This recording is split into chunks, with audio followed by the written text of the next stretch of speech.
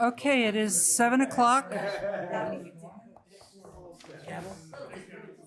There's several ceremonial gavels. What? Jared's trying to park. Reason not to like him. We have minutes to do. We'll wait. Okay.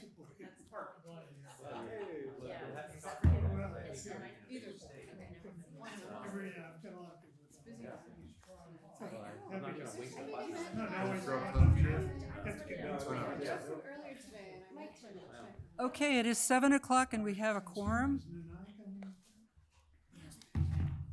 So I'm going to call to order the meeting of the Concord Finance Committee Guidelines Subcommittee. I want everyone to know that we're being recorded by the Minuteman Media Network. The first order of business is to approve minutes. So you've got two sets of minutes in front of you. One is October 3rd, which I think we got last time, so we've had time to review those. Any comments?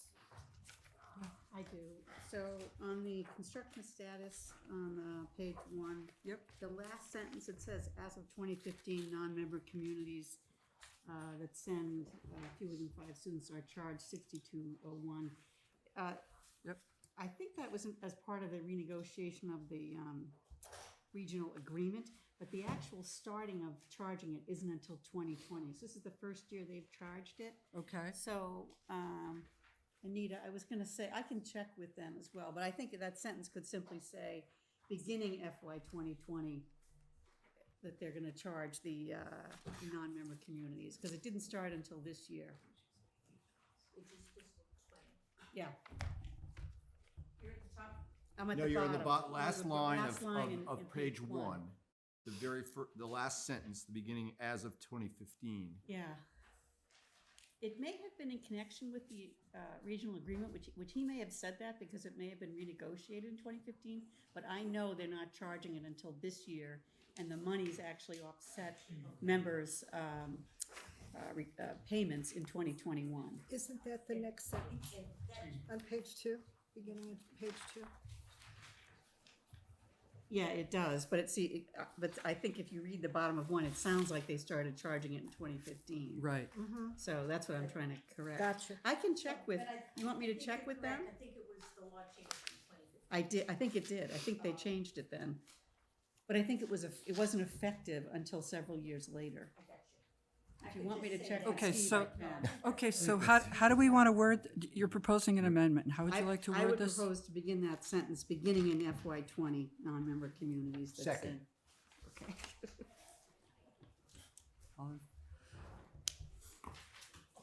Good. Do I have a motion to approve the minutes as amended? Second? Great. All in favor? Great, okay. Okay, we're waiting for Jared to find a parking space. But I think we can begin. Here he is. He'll be disappointed if we begin. He brought donuts. He brought donuts. I'm glad we waited, Jared. No, we're Oh, it's not donuts. they're ready. Oh, Yeah, all right. Jared's always ready. I brought some handouts for everybody. Are we doing Concord first or the region? Both We just together. set 'em up for- So, Okay. Well, let me propose that we do it this way. That I would propose that we have you give a brief presentation that just highlights the key points. We'll reserve our questions until after that, and then we'll go through the report that you gave us last week. Thank you for sending that ahead of time. That was very helpful. And then we'll go through that, and we'll ask questions and discuss then. The presentation is highlights of the report, so Great. it'll Yeah. all Great. meld together.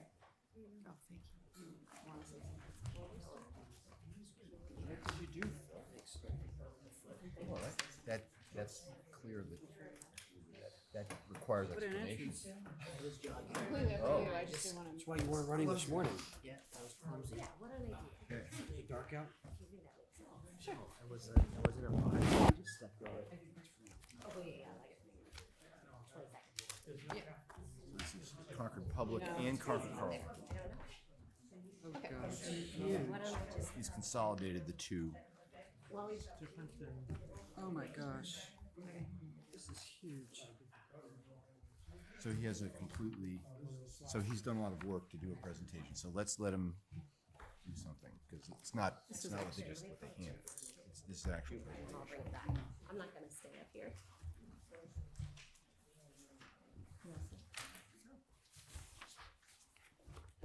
Okay, Okay. we're ready. So, hi, can I jump in first? Heather Bow, Chair of the Concord School Committee and on the Regional School Committee also. I just wanted to say very quickly, and I'm not gonna present or anything, but just very quickly on behalf of myself and Wally, the chairs of both the school committees, that we both just feel even more every year the difference in how this is running over the past couple of years since Dr. Hunter and Jared Stanton have joined us, and especially since we started this zero-based budgeting process.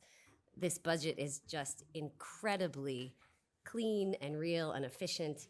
And I want to hand over great kudos to this team right here, because we have seen throughout the schools and both districts an incredible change in mentality in terms of spending and how we spend and saving, and seeing staff and anybody who's spending just coming to us even with ideas, as Dr. Hunter would tell you about, but also just a new way of thinking that comes from the top. And it's really good to see. So with that, I will hand it over to them, but I just wanted to thank kind you. of set that up for us. Thank you.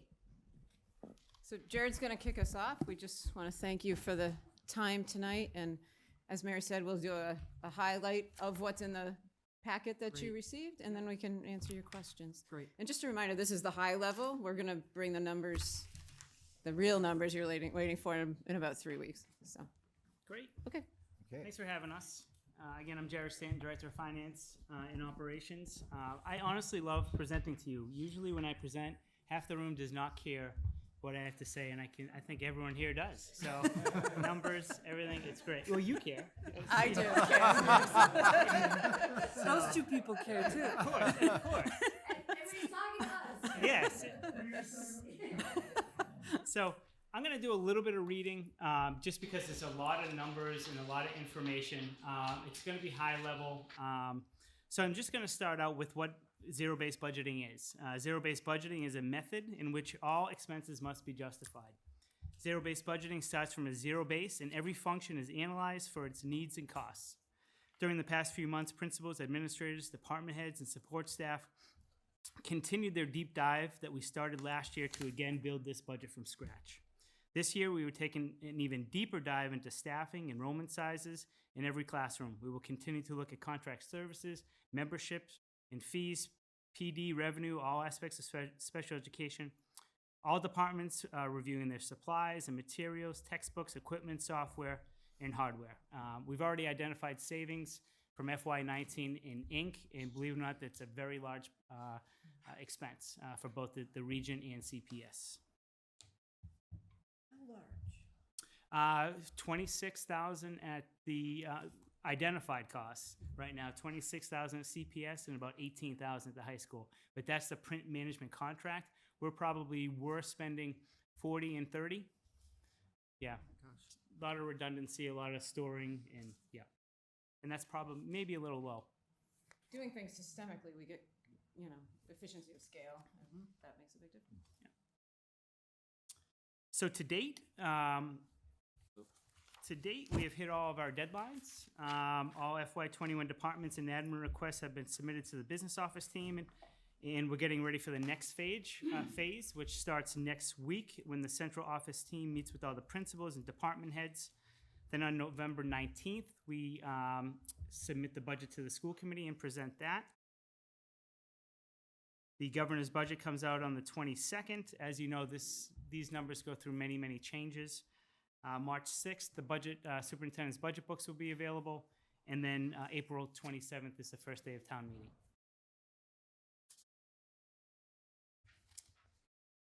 So here's how I did the CPS budget performance. If you go to page 4, it gives it identifies what is in each function.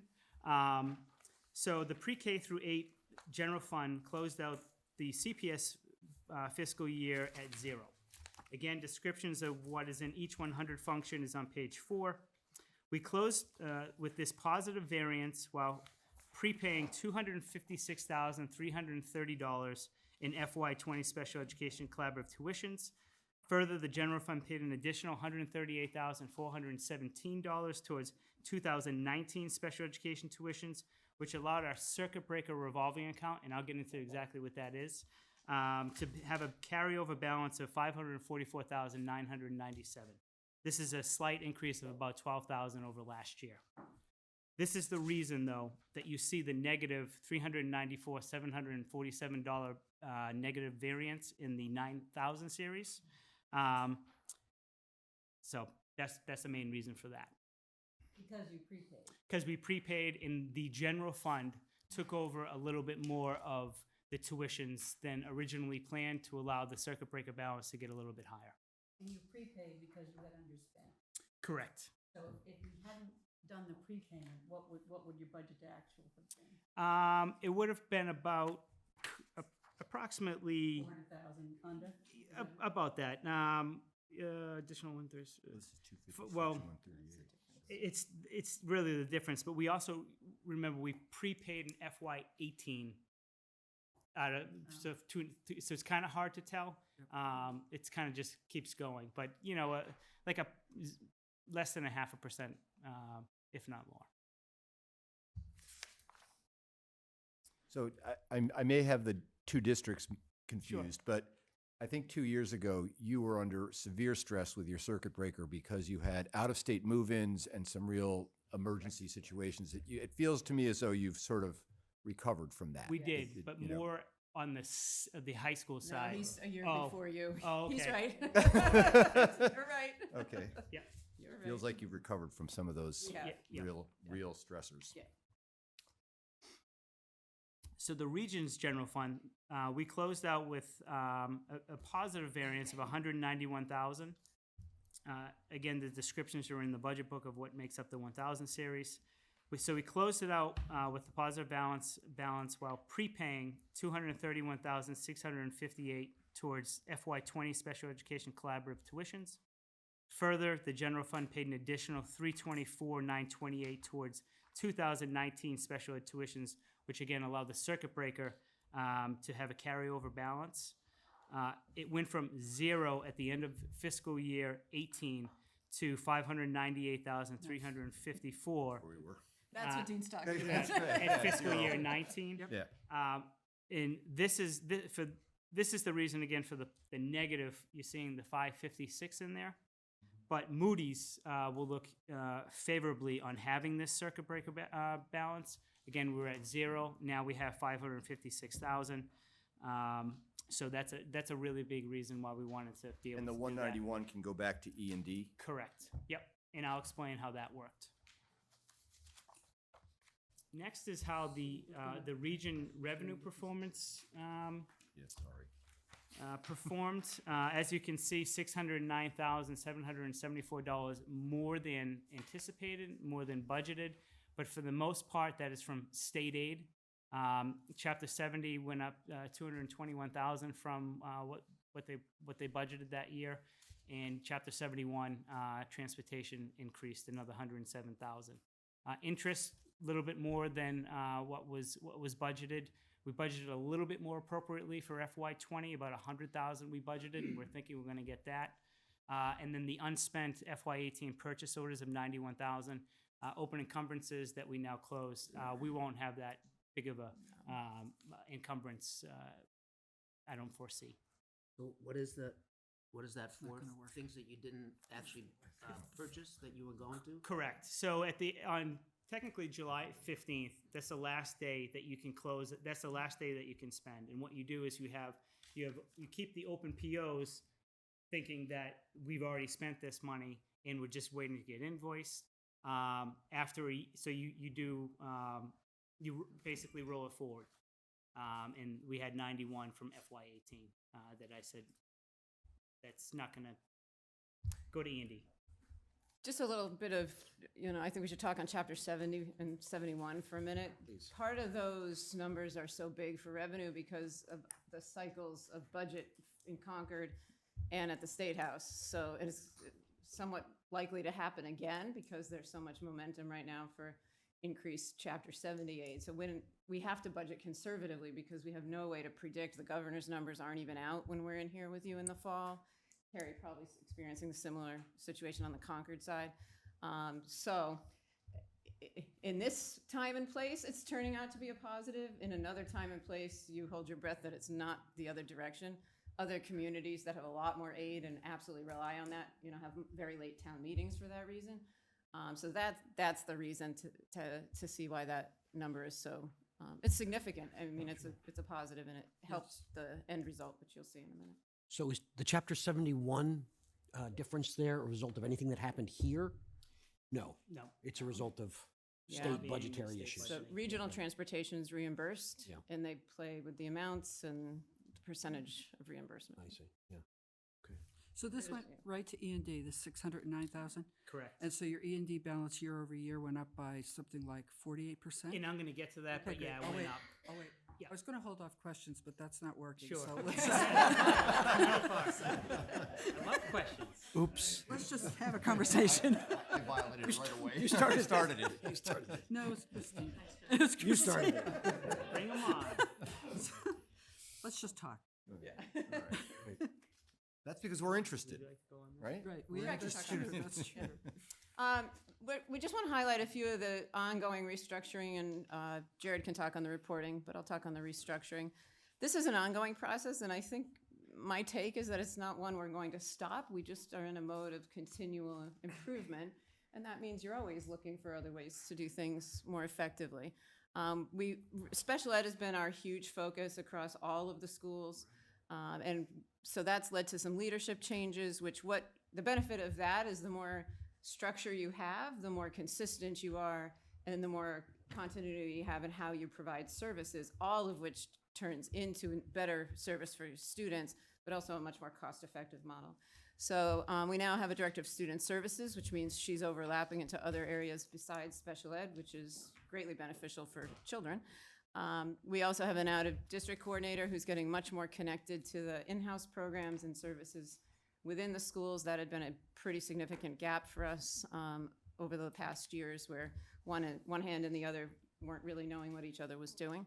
And now we have a team chair in place both at the high school and the middle school, which allows for a lot of continuity and structure there. Up until then, it had been led by, as best they could, some of the assistant principals. Very different mindset to have team chairs who then work directly with the student service What is a director. team chair? Yeah, so they oversee process, essentially. Special education is heavily laden in regulatory process and timelines and forms and paperwork, meetings with parents. It also is the master place where the service delivery development is coordinated through the team. And by having one consistent person either working with the person chairing the meeting or actually chairing the meeting, it's making a huge difference in a very short, even in a short amount of time. So are these people new hires? Yeah. New hires, so we'll talk SPED, especially at CPS, I want to talk SPED. The high school was a last minute change. We had a resignation in the assistant principalship and in the special ed leadership. It was a department chair position. So in August, I approached the school committee to reconsider. We had some additional revenue, not unlike what happened last year with Metco and state aid. So in August, we asked for permission to put a team chair in place at the high school.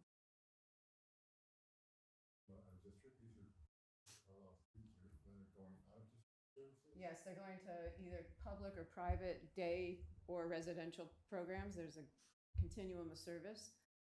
They are placed out when the school district and family agree that we cannot service them within our local schools. We split the transportation's in the special student service director's office. So one person does that, one of her assistants. The coordinator's really looking at programming, services. Progress is a huge piece of out-of-district placements and making sure kids are benefiting the way everyone had hoped. Is it fair to say that by this is incremental headcount, right? Okay, that by hiring these people, you'll be able to bring more SPED in-house? We already are. Okay. Yes, absolutely. Okay. Is the net cost? Not yet. It's early still. Over time, it no question will be. The other benefit, when we talk on the intensive programming we've created, the number of students who are sitting in those programs now are all kids who would likely have needed out-of-district services. So some of the savings are what you just don't ever spend. So we're in a front loading of that right now, which will slow down because we've been building programs and we can maintain kids. So the savings will start to pick up as now that we've done that output. How do you work with numbers of students in terms of what you're seeing coming up in the pipeline? Yeah, that's much of the work I'm doing right now with the principals as we build the budget for you. So we sit with all the master numbers. Are you talking regular ed or special ed or both? Well, kind of both, because you talked about special ed and their needs. and Yes. So that's one topic. But then you also have programs for regular students that have needs. Certainly. So we do also building our regular ed programming, which prevents students from needing special education. So we're always looking at that. Within a building, it's easier than when the transition points are one of our major focus areas, 5 to 6, and then 8 to 9. Significant communication is improving there so that the receiving school knows where a child's at and what they need. So it's an ongoing year-round conversation. Okay. Do you know how many, can you sustain the number, you have a certain number of students in the high school right now.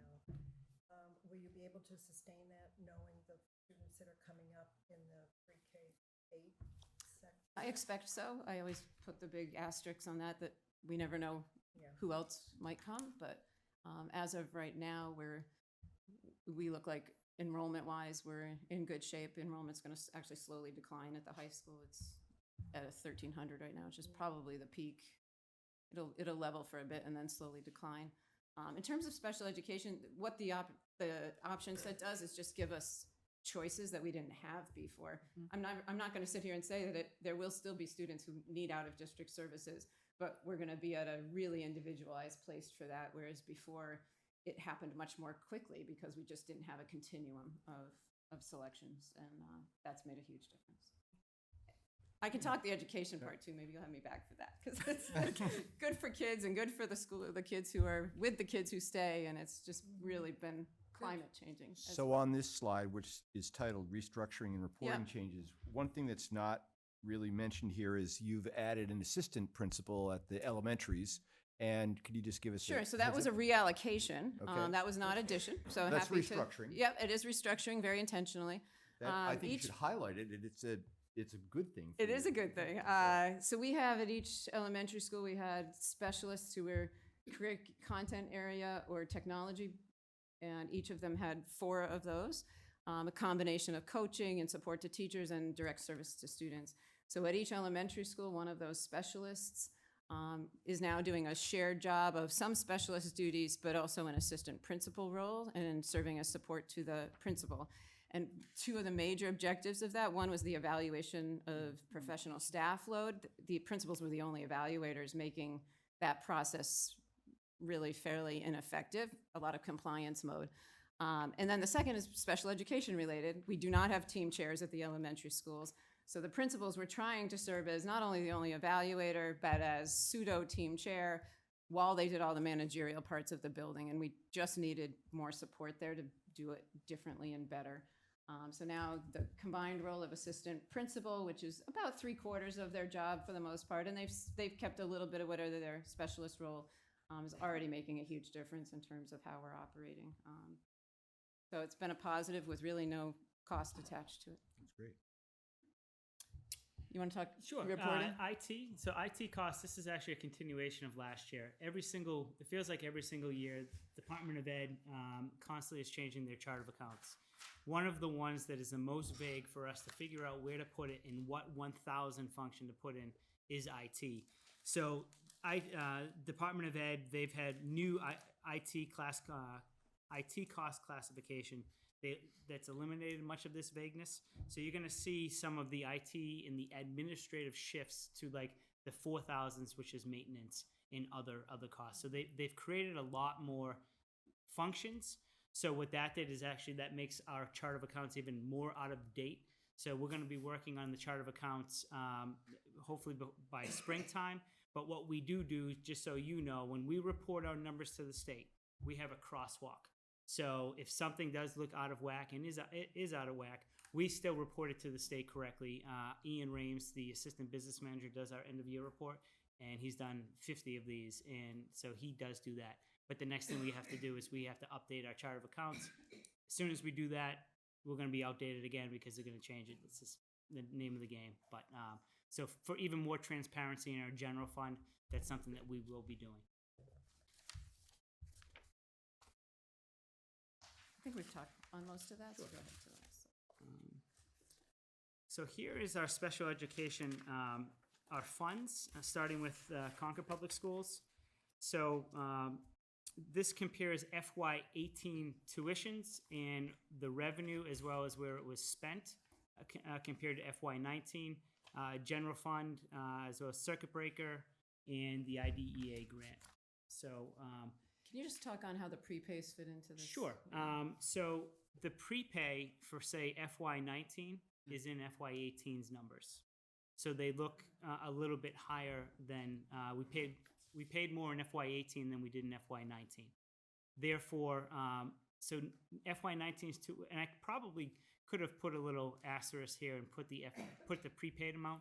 It is noted in the booklet because there's not a $300,000 difference. Tuitions in FY19 were not $300,000 less than they were in FY18. So this is actually just our out-of-district placement funds that flow into that 9,000s bucket. Yep. Okay. Yeah.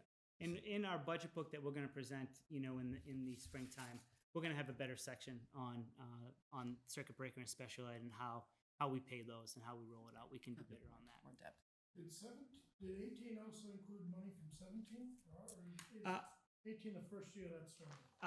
Every 17 did have an amount. I should have that, and I don't in my head. So I don't believe it was nearly as much as there was in FY18.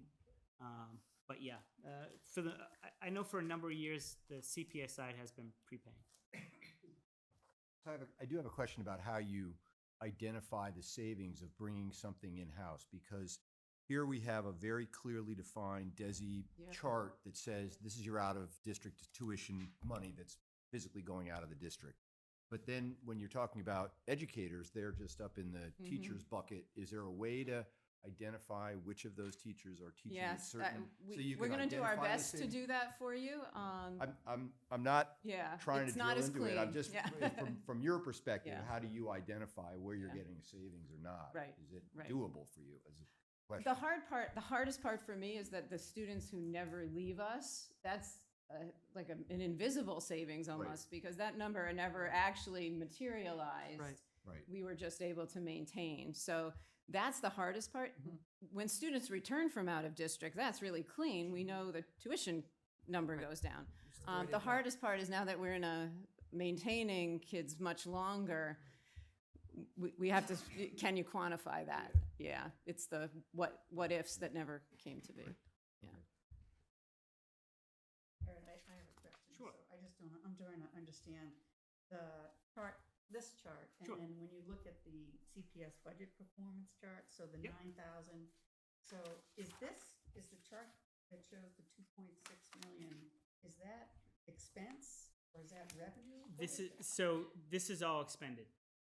So the 2.6 is what you spent. The 2.6 is what was spent. Okay, so when I go back then to this page, That is general fund. So circuit breaker and IDEA are a revolving account and a grant. I see, they're Yeah. two different. Yeah, there's a Correct. lot of funding Yeah. streams, which gets Okay. really I confusing. got it now, thank you. So when we look at the region, tuitions are a bit higher. There was no prepay in FY18. But you can see that circuit breaker, we only expended $470,000. The reason for that is we wanted to build up the balance to have extra reserves other than E&D. Again, Moody's rating was saying you need extra contingencies, and we made a conscious effort to do that. Because the carryover in circuit breaker was down to zero. Correct. Yeah. So for E&D, they give some kind of a guideline. It should be what, 4 to 5% of your budget? Correct. Did they give a guideline for the circuit breaker revolving as well? Yes, the guideline is you have to expend at least the amount that you got the previous year. So if we got $1 million Yep. and we got another $1 million and we had a carryover of $1 million, you cannot have $1.1 million in there. You have to expend at least That the makes amount sense. that you got the previous Got it, year. okay. Yeah.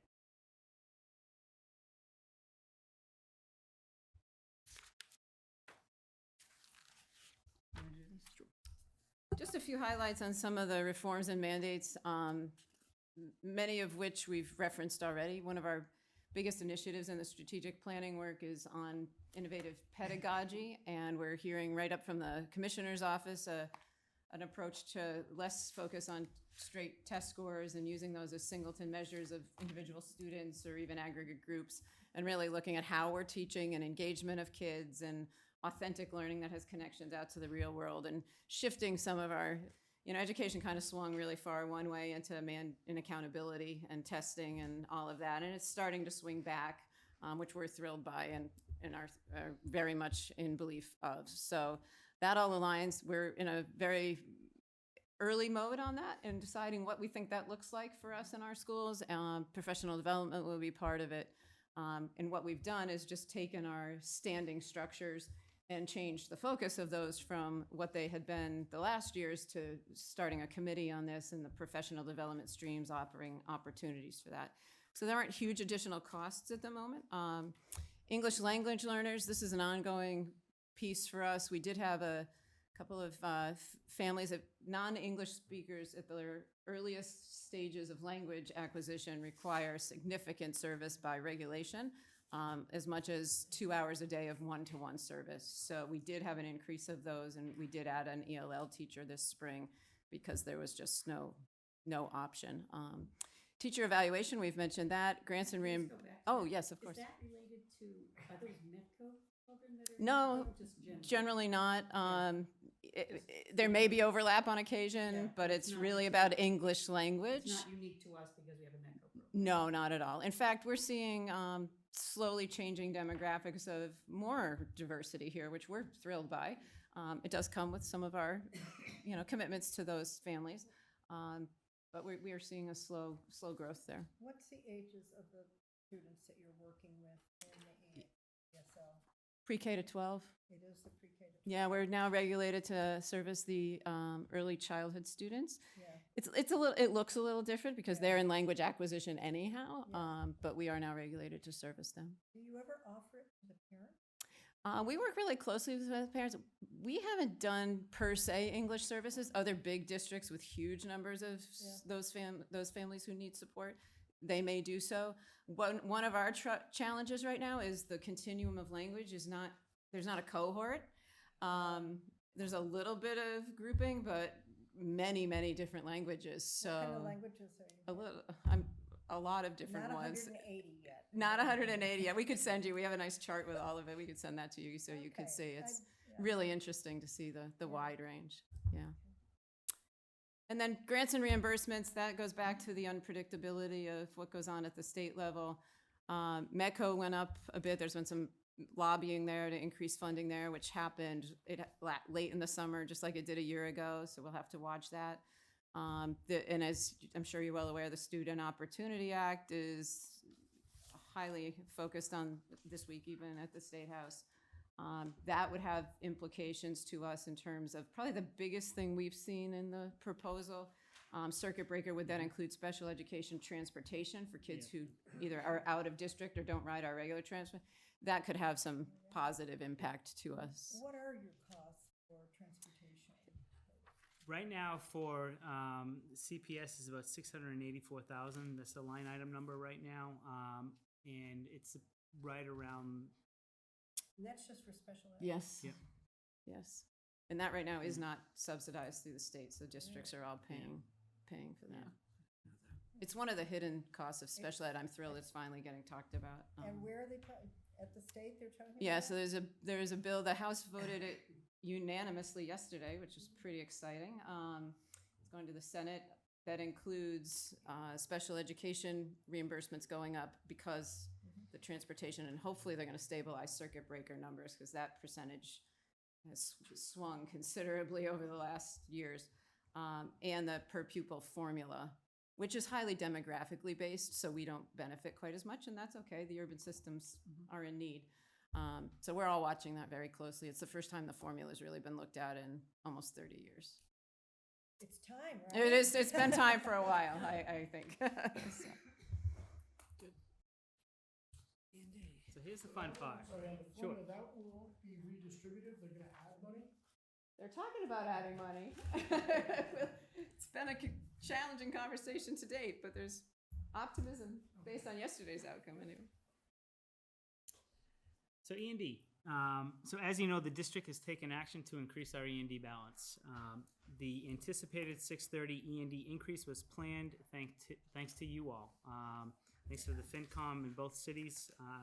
Last fall as part of the FY 20 budget development process. Thank you for that. In October of 2018, the district participated in the Moody's credit review. The review affirmed the district's AAA rating with one caveat, a negative outlook by declining district revenue funds. School committee made a decision nearly to half the use of E&D as a FY20 funding source, primarily through funding the FY20 OPEB reduction. You want to say something? Nope. Okay. There's more to Yeah, come on there's more to OPEB. come, yeah. School committee's decision to reduce the use of E&D as a funding source, combined with the positive operating results in the state aid relief, has resulted in an increase of the E&D reserve account. E&D is statutorily limited to 5% of the operating and capital budget, which amounts to $1,734,387. As of 6/30, E&D balance is approximately 4% of that, or $1,382,414. So we were about 2.7% last year. And you're up to 4. Up to 4, Great. which I couldn't have guessed. So thank you. That was Yeah. a really collective effort, and we've stabilized the regional accounts everywhere great. really thoroughly. So. Yep, good. Just a little bit about enrollment. It's level through 21. K through 8 enrollment was 2047. And if you look in the book, we have an expanded report for the CPS as well as NESDECs in the appendices. The high school enrollment is relatively level through FY25. However, Concord share of the student enrollment continues to increase compared to Carlisle's student enrollment. So the hard numbers for October 2019 actual are the ones that we use for the distribution of this year's town meeting assessment. Right, so you'll have a little uptick Yeah, on the well, you percentage. sent a memo Yeah. to that effect. Yep. That's the 279,000. Yeah. Your projections a year in advance. How do you know that you're going to be level now 2 years? Well, we rely on NESDEC, but also, rolling up. Yeah, I rely Yeah, heavily on the yeah. actuals, especially for the high school. You're pretty close with the actuals if you pull them up from where they are in the middle and elementary schools, especially the middle schools. So capital planning, a little bit about the CPS capital planning. So we're currently updating our 5-year capital plan as part of the 2021 budget book. The admin believes identified capital needs can fit within the town manager's budget. So we don't expect we are not recommending any additional warrant articles for CPS. So last year, you had, in the capital plan, you had 871,000 projected for FY21. So is it coming in about that, you think, or? Correct. Okay. Yeah, we're redoing it a little bit, but we're with a new director of facilities, but Right, because some- identified a lot of the same needs. Okay, well, some of the needs you had here, I think, must be going away because they're being replaced by the more urgent things, right? Got it, okay. Yeah. With the middle school, number one right now, I don't know if you want me to go too far into it, but it's our largest capital need is the renovation or replacement of the middle schools. We anticipate increasing demand for repairs and maintenance costs at both middle schools over the next 5 years.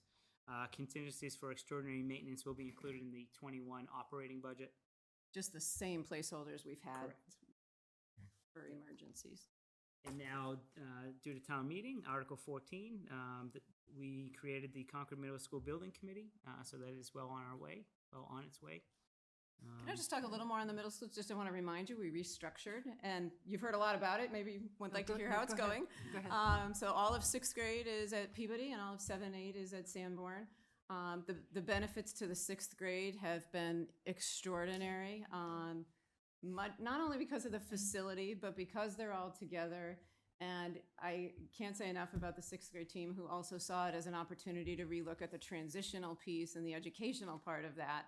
And it's really been a different experience for the sixth graders coming in to the middle school. Seventh and eighth, we're doing fine. It's tight at Sanborn. I won't say it isn't. It's tight. But having them all in one place has enormous benefits for communication across content areas and supports to students. And the kids are thrilled.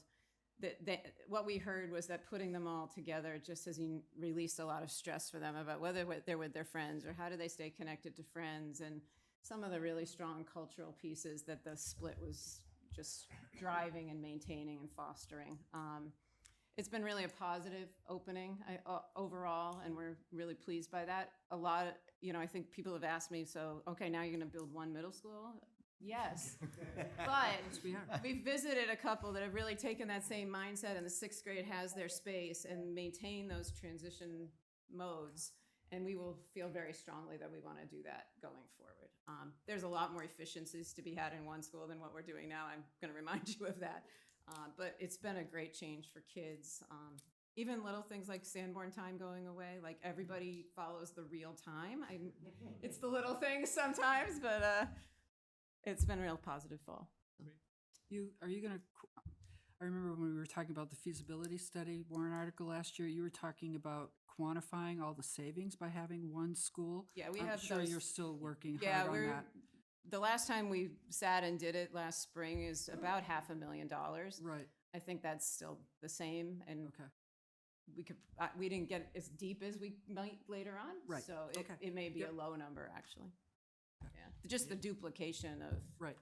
When I talk special ed programming, for example, we're building threads of programs based on needs of kids, and I have to build 2 programs, which Right. would, in a one building, would house 6 through 8, and now I need duplication. So right there, notice Right. it. Good.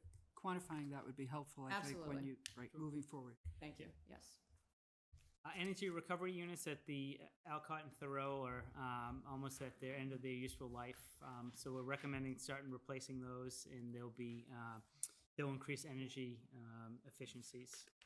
Where do you, is there any organization you can go to or the state to provide some funding for these? Grants, we're absolutely looking into those opportunities, working with Kate Hanley as well on some of the green initiatives. Okay, or how about the electric? Do they have, you work We're in with them as constant well? contact with them right now. We're That in that, happened at Emerson a Yeah. long time ago. yeah, so we're in constant contact with them. We're still Yeah. identifying the supports they can give us. National Grid's coming in to do an audit of that energy process. So we're trying to really look at it. Kate's been a huge help.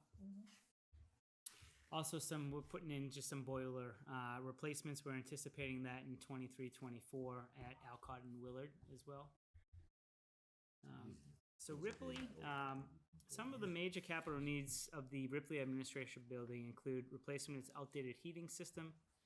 Currently, the way that the system works, it's a centralized boiler to deliver hot water to the entire Ripley facility, including detached pods housing the district preschool programs in the Concord Children's Center. The centralized design requires heating water to travel outside the building in order to reach the detached pods. Decentralizing the Ripley heating system will increase energy efficiency through improved thermal load balancing. And we are looking at grant opportunities for this. That's our greatest need, energy-wise at this point. The boilers at Ripley are either original to the building or the newest one is 1974 or something. So we've got a lot of room for progress there. Transportation, we're continuing to develop a 10-year recycling replacement cycle, 22 buses and 2 wheelchairs at CPS and 20 buses and 1 wheelchair at the region. Any of these electric? Are you going electric? We are, yeah. So Okay. right now we have one at the high school at Okay. the CPS, I believe it's electric. CPS, yeah. And we just had a grant that we are working with VW as well as some members of the town here, Kate Hanley, on putting in for another one through the VW grant, and we're hoping that money is again available for next year. Great. The thing right now is electric buses are about 4 times the amount as a regular bus. So the grant will pay about, I believe, 80%, and we have to trade in another bus to get that. But it's still going to be approximately the same cost as a Oh. regular bus, but it's a lot more efficient. To run. Yeah. You know, it's evolved considerably. The original bus, which is the one we're running right now, ended up getting reworked completely. We were a pilot, so working with the manufacturer, about a year and a half ago, it went back to them and they reworked it. And ever since it came back, before that it was so unreliable, we didn't really put kids in it because we really weren't sure. It is now running regular runs on routes and doing really well. It's charging for about 70 miles. They're charging it in the middle of the day between the runs. They actually think they could probably get both sides of the day out of it now. So we're finding it's really becoming part of the fleet. And this is the first year we've really been able to say that. So What's the capacity, number of students? the same as all the other buses. Oh, really? One, Yeah, Yeah, 60, 70 is 70, usually yeah, the regular 70. capacity. Yeah. We don't usually load them quite that full because the bigger bodies, that would be too tight. But Yeah. And do um, you have any chargers at the high school? or they're over at the bus depot, Knox Trail. at the bottom? Yep. Okay. Yep. So can you just go into the VW grant a little bit? Yeah. Sure. Well, I don't know too much about it, but I do know that there was millions of dollars that VW was fined. Right. And Right. Right. So- because of Had the- to do with diesel. They had a little issue. Yeah. That's right. so it's So not does a- VW, This ties into this because I was a VW owner, so I, Oh, I okay. know all about this. Yeah. So I don't trust VW as far as So at all. This So is I'm the trying money to- that they. money. This is not a VW bus.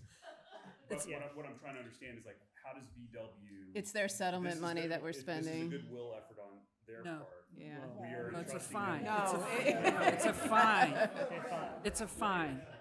Fair enough. Yeah. Fair enough. All I'm saying is I'm just trying to understand.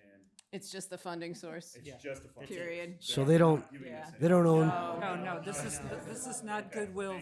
For they don't own this is Thomas not a or good- Bluebird. No. Correct. They're, this, okay. Yeah. Good. Yes, these are traditional bus manufacturers. The good news is that they're finally making some domestic electric buses. We purchased from Canada before. We've been talking with the state legislators because they're very interested in that. Senator Barrett's been out and Representative Gaveo's coming out. It's the capital costs that are the challenge, $400,000 per bus. There's no way we're going to be able to afford that. So the subsidies have to be there to allow this to be a possibility. So what about the range of the electric bus? I thought originally it was limited and you can only use it in certain parts of town. So we're right now, 70 miles is the range, which is allowing us to do regular morning runs and regular afternoon runs, and they charge it in the middle of the day. They're feeling confident enough, and I don't know the exact mileage of each of those, but they're actually starting to think they could do both without charging it, which makes them wonder if they could do any of the middle of the day field trips or anything that with it. So we're actually feeling much better about that than we were. The range was really unpredictable before, so the fact that it's doing regular runs is huge. I believe I did put the mileage in the CPS budget book. I don't know it I offhand. looked for the electric bus. It's not annotated. I couldn't Oh. figure out which bus was the electric Oh, bus. it needs I a will star on find it.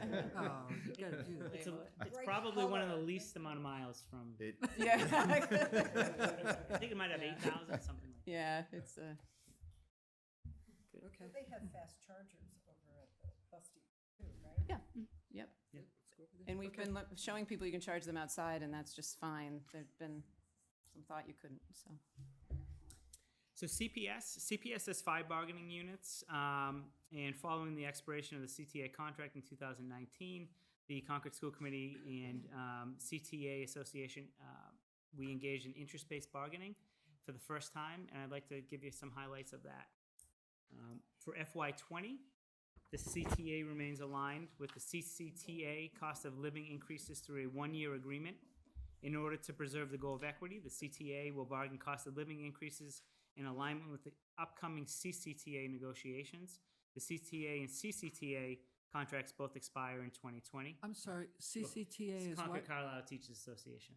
And CTA is Concord Teachers Association. Okay, and there, when you say the cost of living, Yep. COLA, right, so that comes out of that, I'm missing how Sure. that. So we agreed on, after this past year, to get equity with the Concord Carlisle Teachers Association's contract. They're step and lanes. Preserve it. What's that? Preserve equity. Exactly, preserve equity. Yep. Yeah. So we signed a 1-year contract, and next year with CCTA is also up. So to keep them, bargaining on the same 3-year path, we're going to be renegotiating with them for cost of living increases and stipend increases, pretty much just financials. Okay, can we suss out what the cost of living increase Back to is? your slide you got it. before. So cost of living right now for the Concord Teachers Association for FY20 is a 2.5% increase for all steps and lanes. There's 16 steps and lanes, or 16 steps. The first 15 are about 2.5% increase. That is what got parity. That is what the CCTA had, and that is parity. The top step is 2.75. I guess what I'm wondering is, what is that cost of living tied to? What external metric is that tied to, as far as if cost of living is supposed to reflect what prices overall are rising, how they're rising? What is that tied to? Because we've done our own, what our sustainable growth rate is basically is looking at what do we think how prices are going to rise, looking at the 10-year risk-free rate, which is what the market thinks. And then we come up with a much lower number. So when I look at this number, I'm looking, what metric are you tying this to as far as what you think cost of living is going to increase? So the point of last year was to sync up both contracts so that, because the timing of this back and forth really proves to be a negative for both the school committee and the teachers. Okay. So we didn't do that whole level of got it. conversation I right got now. it. That's this coming spring Now you're in when sync, both and contracts now you are can up. have a conversation, Yep. and I would hope that you would really I'm look at what's a sure that it realistic will. cost of living. I'm sure that I it know will. you've got other stuff going on around it, but Yep. 2.75 cost of living is just not sustainable. That's not realistic. So it will be tied to a metric, we think. Is that correct? I'm not going to answer for the school committee at the moment. We're going to bargain and come with all the data and input that we always come with. I'm sure there'll be some portion of that as part of the discussion, as well as a whole bunch of other data that we'll be utilizing. Because the Social Security cost of living adjustment for next year is 1.6%. So that's a big difference. Yep, understood. Okay. Is there a rationale between the final step being a bump up by 25? There is, because so a traditional teacher's contract, which ours are, as experience, they go down the scale, and as they get education, they go across. So when it was, and I wasn't here for this, but this is the reason, as they go down, they get that piece, but then when they get to the top step, the only increase is the COLA, is the cost of living increase. So the rationale was that it was a little bit of compensation for the fact that you've gotten all the way down the experience increments and you've maxed out at the steps. I'm not going to argue justify it or not. That's what the thinking was. Okay. Are those steps still about 4%? On average, they are. One thing Jared and I are looking at is it's not even, so that'll be something to look at. But on average, they are. So it's a very traditional teacher's contract, which we could have a whole night's discussion on. So. And the timing, so Yep. if you started in the spring and it'll be done by June, is that? So we bargained from about February to June last year. We're already engaging with the Concord Carlisle Teachers Association to start the process. We'd love to get started around the first of the year, trying to avoid the crunch in 4 to June. 6 month kind of thing. Yeah. Well, backing up a little bit, what was your labor increase, your salary increase for teachers year over year for FY 18 to 19 and 19 to what you have in your budget for? I'd have to pull it, but I believe our teachers at. I think we have to pull yeah, it. it's We'd have to pull it, but we yeah. don't have that off the top Okay, of our head. I'd like to know that Sure. number. Yep. So I have a question. Schedules for CPS and CCTA, are they identical right now? They are now. They're now identical, Yes. so there won't be a cost trying to align them moving forward. No, in fact, the point was that they are gonna, if we all believe in equity, which we all did, that way there's really not back and forth of someone trying to You're in sync. drive it versus somebody playing catch up. Got it. So, Okay. yeah. Okay. Oh, go ahead. I don't know Yeah. how much of that you need to do. I will say one of the good things that we did do during the bargaining is we put a deadline that really helps me out for salary lane changes. Before did not tie into the budget cycle. So now everyone has to at least give me an anticipated salary change lane by November 1st. So even if they're not going to get it, they have to let me know at least anticipated, so I can budget for it, or so I can budget for it. In the past, it was you didn't know. Yeah. So that was a really good thing. The other thing is the sick leave committee, the sick leave bank committee. It used to be 3 members of the union at CPS and 2 admin. Right now, it is 3 and 3, so it's equitable. Probably the one other thing that I think you might find of interest that this maybe demonstrates our collaboration with the teachers. Tuition reimbursement is a set number in the budget and actually is a maximum number in the contract of $30,000 for everybody who would be looking for tuition reimbursement. And there was a maximum of $900 in there per person. And some of the concerns that got brought up from both sides were that first come, first serve means it's gone before some people get to it. And also that we were trying to support our teachers who were still working their way to a mandated master's degree. And so the union worked really collaboratively. We've now got 3 phases to that. So the money's divided in thirds, so that it can't just happen that way. And we agreed to lower the per person number, so the money went farther. Great. So the number went from $900 to $600, and now it gets to more of the membership. So it's a small example, but it's a really positive example of how we all work together to solve things. Go ahead. And this is just a chart of the collective bargainings at the high school. A couple of them are both districts, such as maintenance, the bus drivers, and secretaries. We, at the end of last year, we completed negotiations with the tutors, and the CCTA, again, expires at the end of this year. Are your tutors full-time? It depends. Most of them are. We do have some part-time. Okay. Yeah. And are the part-timers on contract, or are They're, they're also part of the bargaining? yes. Are the bus drivers a different unit or union from the CPS bus drivers? They're the same. The overlap is for secretaries, those are the 2. The secretaries and bus drivers are K-12 In maintenance. unions. And maintenance. What's all the 4. distinction between maintenance and a building service worker? So we have 3 members of the maintenance union. So we have an electrician, we have a hydraulics, and a groundskeeper. Custodians, there's 2 to 3, if not more, at each school. Well, elementary 2 to 3, and then middle school is 6, and I believe high school is 9 or 10. So the custodians at the high school are a different contract than the custodians at K through 8. So that's maintenance? That's building service? That's building, service. yep, That's building service. correct, yep. And the other 3, the electricians and the grounds crew, and those are Correct. maintenance? Yes. Yep. When we were talking about IT, and you were talking about it from a standpoint of the numbers, what about IT and equipment? So like Where infrastructure. does that fit in? Yeah. So in the maintenance, so the maintenance is a broad category in the 4000 series in the functions. So it would be like the infrastructure. The infrastructure in the past, it was very vague where to put that.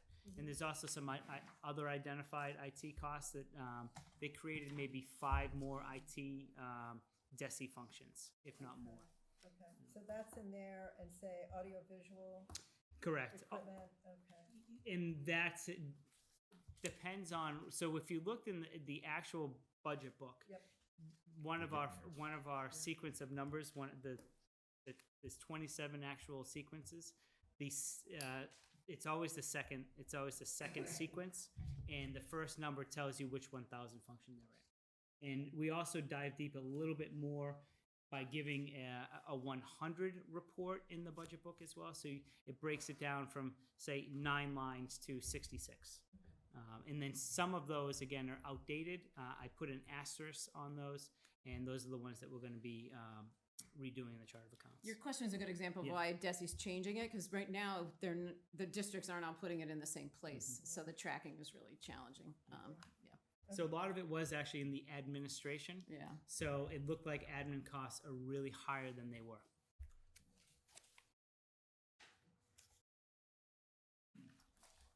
So I'm going to talk about OPEB. So everyone knows what OPEB is, other post-employment benefits. So new actuarial reporting standards had a positive impact on the district's OPEB funding schedule. Specifically, new governmental accounting standards require an entry age normal method compared to the previously used projected unit credit method. The new standards have improved the district's funding progress. However, underfunded FY19 and FY20 OPEB contributions will negatively impact future valuations. The district anticipates completion of its June 30th 19 OPEB valuation by the 31st of next year, January 31st, 2020. We use the same actuary as the town, so they'll get that report at the same time. OPEB, as you know, estimates are highly volatile because they rely on estimating future healthcare costs, healthcare regulatory environment, investment returns, demographic changes, and participant mortality.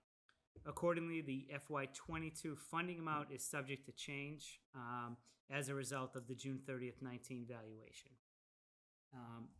So this table details the district's OPEB funding schedule as of June 30th, 2018, which came out after the budget last year.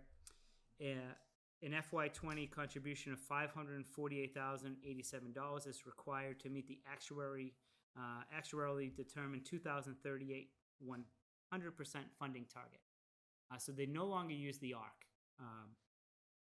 District administration recommends level funding OPEB contributions at $550, which we currently have in the FY20 budget, in order through 2022, in order to mitigate the FY19 and 20 underfunding. I think I missed it someplace. Sure. What is when will you be fully funded? 2038. 2038. Yeah.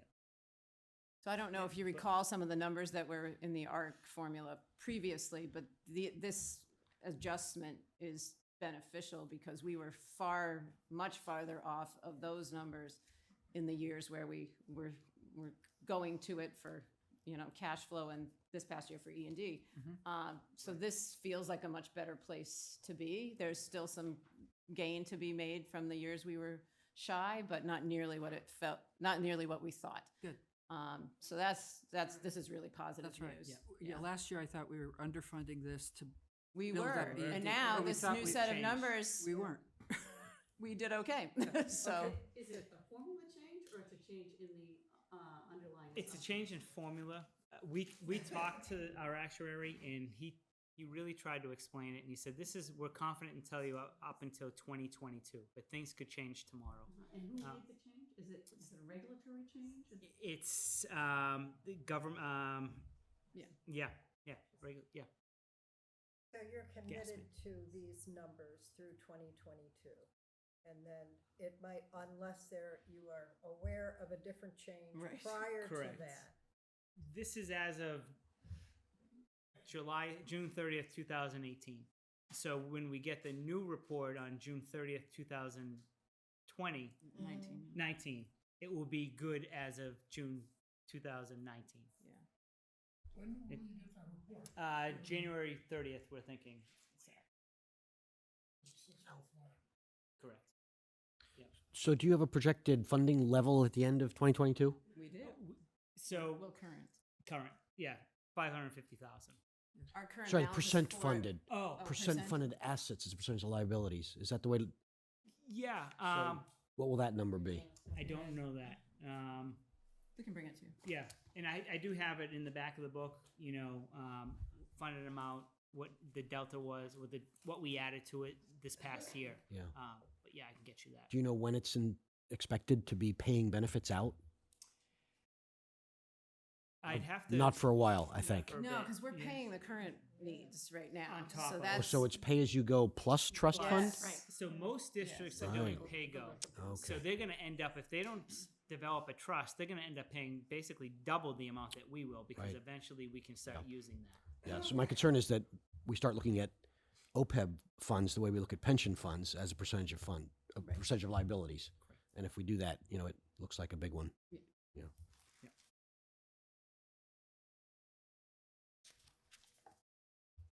So debt, this is pretty self-explanatory here. Debt is going down. The high school is off the books in 2038. OPEB is funded, the high school's off the books. It's a great year. Pop the champagne. Right? I know, it really is. Strange. So can I just ask, I'm not sure I understand, so principal payments, where does that? Yeah, I should have, Ian's not here tonight. He knows all of that. Yeah. They are declining. I do have a little bit more detail in the budget book. Okay. I should know it offhand. I didn't write it down. Sorry, we'll get it. Is it? I don't know. We'll bring it to you, John. Yeah. Because that's how. Yeah, this is gonna go down. one of the concerns is on the ClearGov, you know, sort of rankings, depending on how you look at it. That's, yeah, that's But I think, oh, this is debt service. You're right. There it is. Thanks. No, this is, that's this. Starting to That's get the chart. nervous after what I'm hearing here. What percent of our teachers are going to be retiring within the next 5 years? Do you have any numbers like that? We do, certainly. We don't have them all with us and don't know. 'cause I we're would not- want to guess, I could guess, but I wouldn't want to be wrong. So we can bring you all that data so you can see. Yeah, I'm just wondering if fully funding by 2038, if that, how that is impacted by this other pensions that are going out, or how. So if you could do, I don't want you to do any more work. Sure. However, if you could do an analysis of that, of your percent of people who will be, you know, between now and 2025 who are going to be retiring, and what we could do is, it would be guessing, but what I do is I have, you know, what steps and lanes everyone is on, what hire date they have. So we could certainly figure something out, but maybe just something to make you feel a little bit better. When we did have our Moody's rating, when we talked to the consultant there, they said that, you know, we have the highest, if not the highest, OPEB funding account of any really regional district around. So we're I in, know that always sounds good. You know, but correct. Well, 4 million, right? Yeah, Yeah. I can get you some more. Yeah, we'll bring you more information. detail. Yeah, Sounds good. Okay, Yeah. let's keep going. yeah, almost done. Health insurance. A couple of things I just want to point out. I won't get too in depth about it, but I actually want to give kudos to Kerry LaFleur. So in an effort to curb premium growth rates, the town of Concord introduced a high deductible health plan in FY18. This plan limits long-run growth in healthcare spending by encouraging beneficiaries to price shop for non-emergency services in order to encourage increased participation in the high deductible health plans.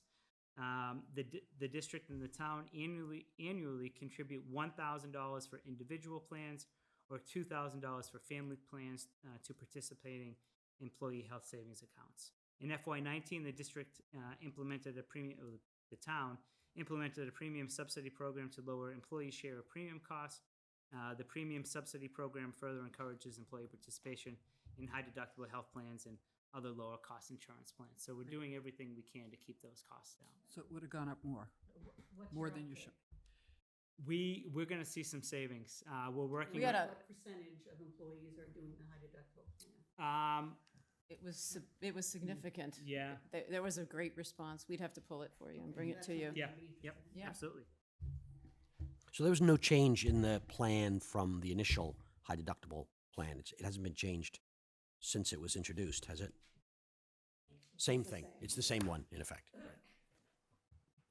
And I think we bred some goodwill, since this was a pretty important topic to the employees across town. We heard some positive feedback, Oh, that it's at a least there great- was an effort to acknowledge their concerns. So Comes it with was a win-win. HSA? Is it a Yeah. qualifying? Yep. Now, retirees don't participate in that, right? This is just for the active. So the retire, Before. Anybody who's not, Who's not on Medicare yet? can okay. participate. Yeah. Can you go back to the retirees for a minute? So I'm surprised why it's going up so high between FY20 and FY21. That's a $50,000 increase. That's a big percent. Estimated right now. So I have These a are all little, supplemental plans, right? Correct. People are required to take Medicare, and this is the supplemental. I can actually tell you what I have a little bit on that. Is, beyond active employee plans, the district offers retiree health insurance to eligible retirees, spouses, and dependents. Since retirees are over the age of 65, they're required to pay for required to apply for Medicare Parts A and B. The majority of district retirees are enrolled in either Medicare Supplemental or Medicare Advantage plans. Premiums and premiums growths for Medicare Supplemental and Medicare Advantage plans are generally lower than active employee plans. However, changes in the regulatory environment can dramatically impact those rates. Medicare Supplemental and Medicare Advantage premium rates increased 8 and 16% between 8 and 16% in calendar year 2018. Calendar year 2020 rates will increase between 0 and 1.3%. Beyond premium increases, the cost of retiree health insurance increases proportionately to the number of eligible retirees. So the more people that retire. Sorry, I probably should have started with I that. get it, okay. So, Okay. and that's going to be really our fastest Never growing mind. expenditure Never in mind. the next decade. Okay, So I should. I understand now. No, it was like, it's not going, Correct. I have Medicare supplement. It's not going up by that rate. Okay, Yeah, that it's the explains number it. of people. More Yeah. people. Okay, thank you. Sorry, getting ahead of myself.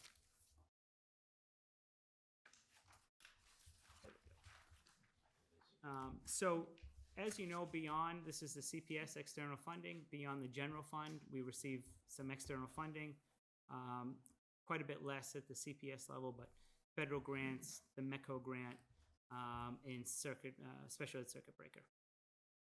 So we're projecting a less amount for circuit breaker for next year. The reason for that is hopefully less kids out of district we're seeing. Same with the regions external funding. We rely on that a lot more.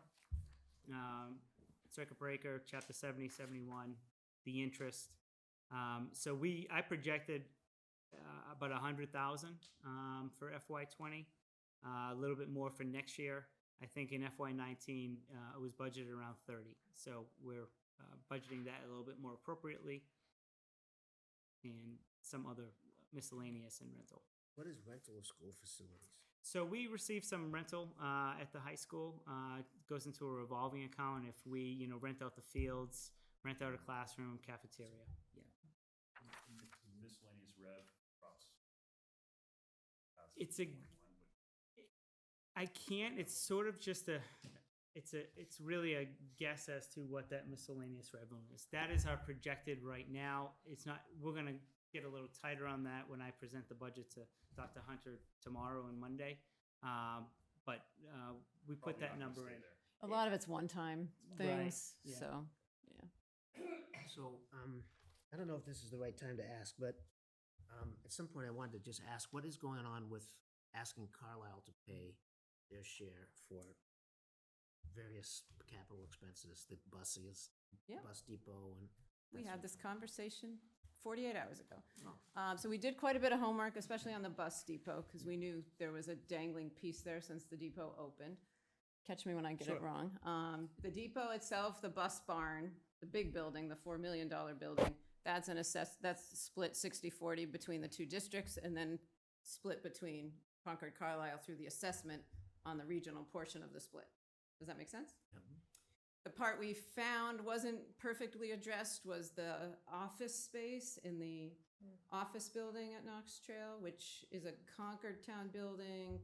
Concord's got another set of offices in there on the second floor. We're on the first floor. So what we found was that so far that hadn't been accounted for through any cost to Carlisle. So we're working on the plan to make sure that the assessment covers their portion.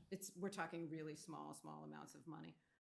But we feel like we're in pretty good shape and on the track to making sure that's all tidied up.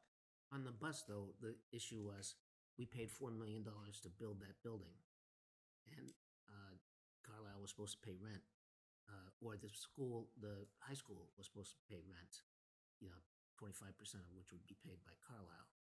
So is there anything being done for that?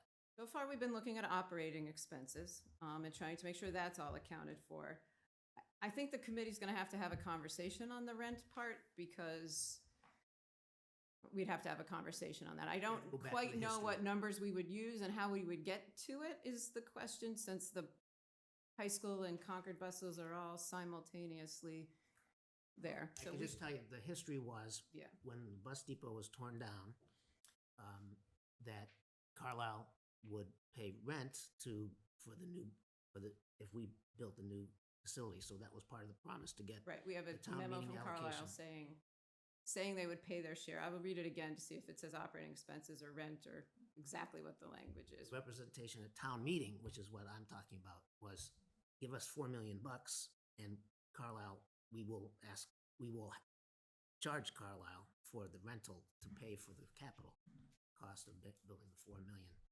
And just while we're at it, the other issues are, like, we've been spending all this money on Ripley, capital expenses on Ripley, we pay for that, but Carlisle shares in Ripley. And so I think one fair way to do it is just charge the regional school district rent for the things that Concord pays for. And Concord will pay 3/4 of that rent, but Carlisle will pay 1/4 of it. And you'll So have we're a fair- continuing the conversation on the next school committee agenda, so we'll take your feedback and make sure it's part of that discussion.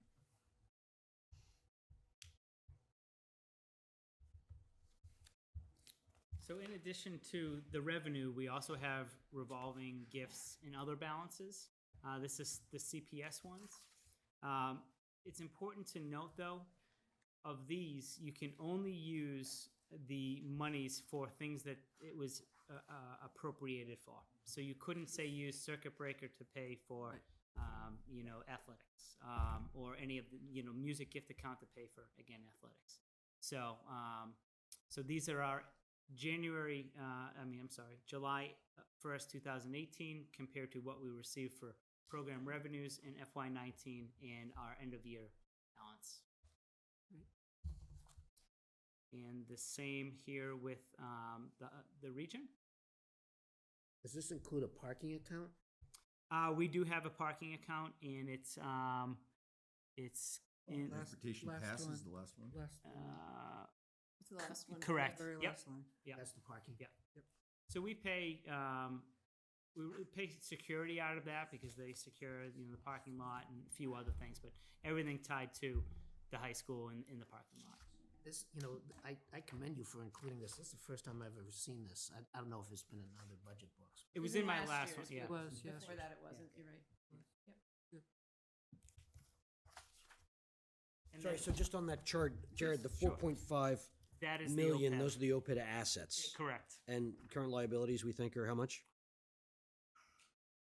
I don't want to give you the wrong number. It's We'll check. yeah. It's We'll send you all the OPEB. yeah. It's like 20, right? It's I was gonna say around that. I think it's even a little bit higher. Yeah. My apologies. Thank you. And then in the appendices in the book, we have the current DESI chart of accounts. We have a little glossary if you don't understand some of the terminology I've been using, and The acronyms. acronyms, and some of the enrollment reports. Appreciate that. Oh, so now we're supposed to ask questions? Now you can, No, okay, we're done. now That's they're it. allowed. I do have two questions. Go ahead. Do you have a question? Go ahead. Just on the math here, I didn't get, on the federal grants, Yes. shouldn't the balance plus the revenue and the expenditures? Let's see. It doesn't roll, yeah. There's two others that don't Okay, roll. well, Maybe federal it grants doesn't. was the biggest one. Yeah, dollar-wise. that is because, dude. So the 2,000 in the which one? 500,000, I'm sorry. No, the federal grants, yeah. Yeah. So it starts off at 9,000 some change. You add 671, you subtract 381, you get to minus 494. Let's take a look. Federal grants. Federal grants. Okay. It doesn't roll. There's other moving pieces to that. There is. That's just because the rest of them. Sure. Yeah. The rest of them, there's one other one that doesn't roll, but most of them do. That's a good catch. I didn't see that. I assure that that will be updated, and it's an error on my end if there's not an explanation. It's a tough crowd. Otherwise, it was a great presentation, really. You've given us. Calm now. My Really, apologies. you- I'll fix that. We have so, The school lunch one too doesn't work. for some things. We're gonna check them all. Ian did that one, right? Is he here? it's great to have this much transparency. I have two questions for you. Please. When you were talking about CPS capital, I think you made a statement that there would be no warrant articles. Right. What about high school? We're having discussions right now. You'll remember we had one warrant article for the paving of the roadway and additional parking a year ago that didn't pass at town meeting. So we've started to have that conversation with the regional school committee to decide what we're gonna do. It's an early part of the discussion. We have 4 new members on the committee, so first we need to catch everybody up and be on the same page for where we are. And then we're gonna make a decision on what to put forward, if anything. How are you handling the parking now? People have sort of just come, it's the same issue. I would say we're hearing a little less vocal complaints because people have realized we tried to do something and didn't succeed, I think, to some extent, and they're working around it. It's still an ongoing challenge. All those same problems of having space for the juniors, they're parking all over downtown pretty much. And then when we have any events of any kind, there's just no option. So there's still an issue there. We're trying to decide what we're going to bring forward for. Okay. My second question is, I noticed you didn't address benchmarking at all, and I'm wondering why. And actually, what I'm really interested in is benchmarking salaries. Sure. So I was We wondering. have all of that data. We can pull it together. I would 'cause love to when see we that. were with the CTA all through bargaining, we gathered 10 different contracts of like districts, and we can Great. compile that. We use it actively for everything. We're using it now for the stipend conversation. We're certainly going to use it going into the CCTA, but it's a regular habit for us, so we're glad to Great. share that. Okay, good. I- Thank you. If there's anything particular out of those contracts you want us to benchmark, salaries being the big one, I assume? Yes. Okay. Just a question. Which food service did not seem like it matched? The school lunch. The school lunch. School lunch revolver starts at 2. You add 6 minus 5. Is that the one? That one looks right. Okay, maybe it's a different one. And then we have Maybe it's on this one. the 112. Oh, no, that one looks okay too. Where did I see it? I thought it was a school lunch one. I'll tell you. Okay. Yeah, I'm gonna. Yeah. This is going to keep you up, Jerry. Yes, it I'm is. gonna- There's one other also. Okay, any other questions? I Go do. ahead, go ahead. So this is on understanding overhead in instruction and sort of how you're structured. So when I see the admin piece that includes the 1000 series, but if you go within instruction, there's a bunch of categories both at the high school and in the CPS. You have curriculum directors, department head, Yep. school leadership for $1.5 million in one of them, department heads, department chairs. Are these all different people? Or are these stipends that are given to exist?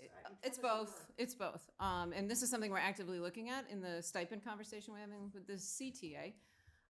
At the and I'm going to answer generically because he would have to track what's going into each line Yes. per se. Well, I'm just looking at this total. Yeah, so big the high bucket of school money. leadership, What is it? right, so the high school leadership structure is a department chair model. So there's one person who has a less teaching load and does all the departmental leadership, which includes evaluations, budget, all aspects of that department.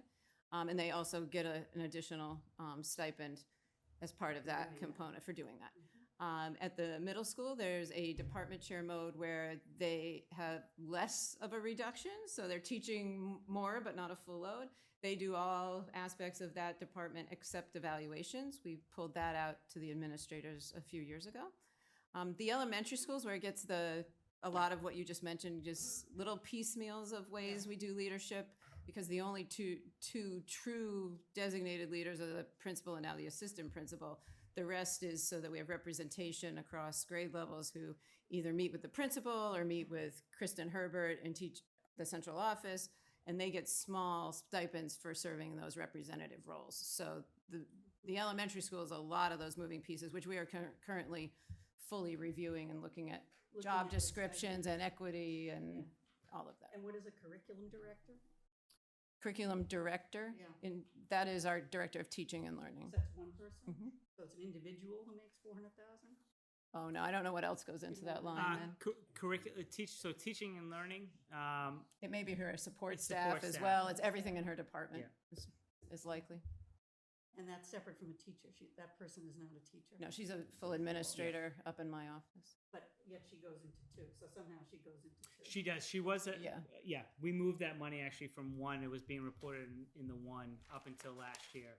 Now we moved And it now into it's two. moved, okay, because some of that stuff, that's what I was trying to sort of figure out, what the overhead rate is. And in the high school, yeah, you don't have that, well, you have 750,000 in school leadership, so that would be stipends as well there, for the most part?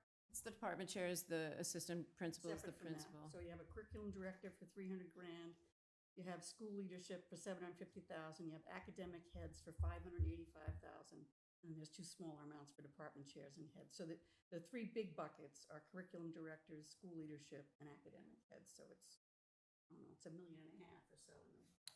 Were you looking in like the 1,000 and 2,000, or you 2,000? Full So bulk in the 2,000. yeah, so 2,000s are all our teachers. It is all of our stipends. It's We can send the breakout. yeah.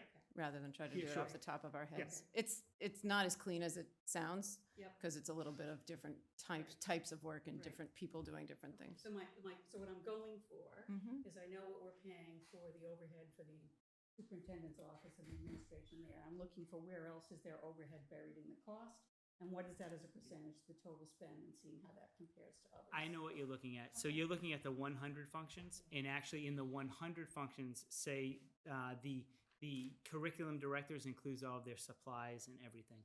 Like the superintendents also includes the supplies for the superintendent's I don't know, memberships. can't tell. Okay. Yeah, because that is the title of the DESE 100 function is curriculum and school leadership. It's just the way that the DESE breaks those out, not necessarily how we do, but Yeah. how their function Yeah. does. Yeah. Thank you. So this is good, thank you, and I apologize for missing the opening. And maybe you covered it on the first time. I'm kind of curious, as you went through the exercise for fiscal year '21, were there like 3 or 4 major initiatives, areas that sort of fell off the wayside that were sort of tough calls? Where you had to draw the red line and they fell below the line? If so, what were those? I don't know if you discussed that in the beginning or not. In the make of last year's budget, what we might have. For '21. We're making 21 now. Anything The fall principals are below the coming line in so next far? week, so I'll have a better answer for you after we've met with them. They're putting those ideas together now, and they're going to be proposing them to the central office leadership next week, and that's where the first vetting of all of that starts. Okay. So more to come. Okay. Yeah, when we come back in November, we'll have that answer. I have one more comment, and this is more from my perspective as this year's chair of the regular committee, not Mary's the guidelines subcommittee chair. On the very second page or the first page of slides, the timeline dates. This is the second year that we've been in what I'll call sort of a late schedule. We won't see you until after you present to the school committee on the 19th. We'll see you that following 21st. And that pushes us this year into a discussion and a guideline setting process that's after Thanksgiving, and we end up in the first week of December. That actually violates our bylaw requirement. And so if there's anything we can do to kind of move this maybe 1 week over the course of the way you schedule, it's really going to be helpful to us, because we are bound to get it done by the 30th of November. We're required to do it. I pushed it this year. I figured I'd ask for forgiveness if somebody was going to hit me over the head, because we have a very late warrant. The warrant isn't closing until the 10th.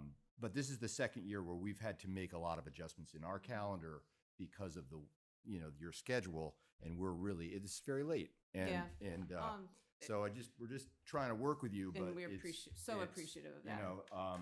but we can't have it continue year after year, that we're always on the edge of, oh, we're meeting on Thursday, Thanksgiving, because we have to get this done. Yeah, and You know, it's just hard. We are very grateful. I think the challenge that we have, all of what you have here is information we cannot bring you until we've closed the prior year and opened school in many ways to start developing FY21. So to try to build a budget that doesn't allow us the actual intake of school, starting with staff especially, that's the big driver. If we try to build too early into September, Jared doesn't have all those actuals all tightened up quite yet. It takes a month. So that's one of the biggest reasons we've asked for the time, is that we need a month of school under our belt to build an informed following year. So we're We start school in August? end of August. Yeah. So I just want to explain there's a logic to it, and we're grateful for all the support we've had in being flexible. And we hear your point, and we will certainly At the risk of not being rah-rah about ZBB, to what degree is some of this caused by the bottom-up nature of the process that you've engaged with? I mean, you have to wait for those things to come out from below in order to form what you present. I would say no. It's the No? actuals we No? need. Okay.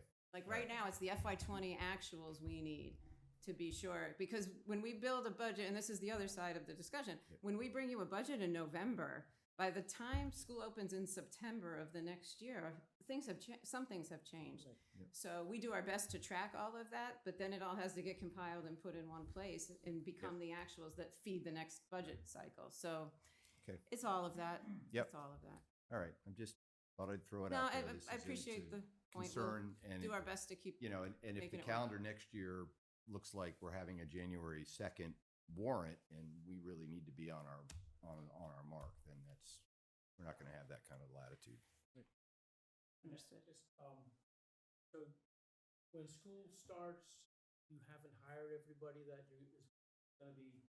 We have. I'm not going to say 100% of the time. I was hiring people the last week in August for sure. Late resignations. Usually it's late resignations that cause that. People we don't expect to not come back, and then we're suddenly filling positions.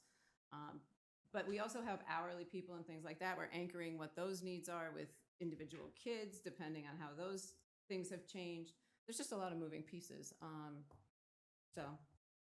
And the only other thing is, of course, you know, we're talking about the budget for next year. Right. Which, to some extent, this year's budget and this year's expenditures bear on that. Yes. But, you know, we're still projecting something that we don't really know what it's going to be. So for us, every week matters. I guess that's the best way to say that. I was in a district that so heavily relied on state aid, and this isn't totally a positive by any stretch. Our town meeting was in June because we needed the numbers to settle and get them as solid as we could. The positives to that, we had a lot more knowns when we're building budgets in January than we do when we're doing them in October. The negative was we were way out into the late part of the spring, hoping for the governor's numbers to settle the way we hoped. So every week matters for us this early in the fall. Thank you. No, and we're grateful to get together and keep making those timelines. To Dean's point now, our work now is to vote on a tentative guideline. Right, we need to excuse you. So we need to do that work now, which we would have done. If you had come last week, we would have had but just to give you a feel for our pain. So right now it's 8:30 and we have hard work ahead of us still. Understood. So thank you. Thank you. Thank you. Okay, thank you very much.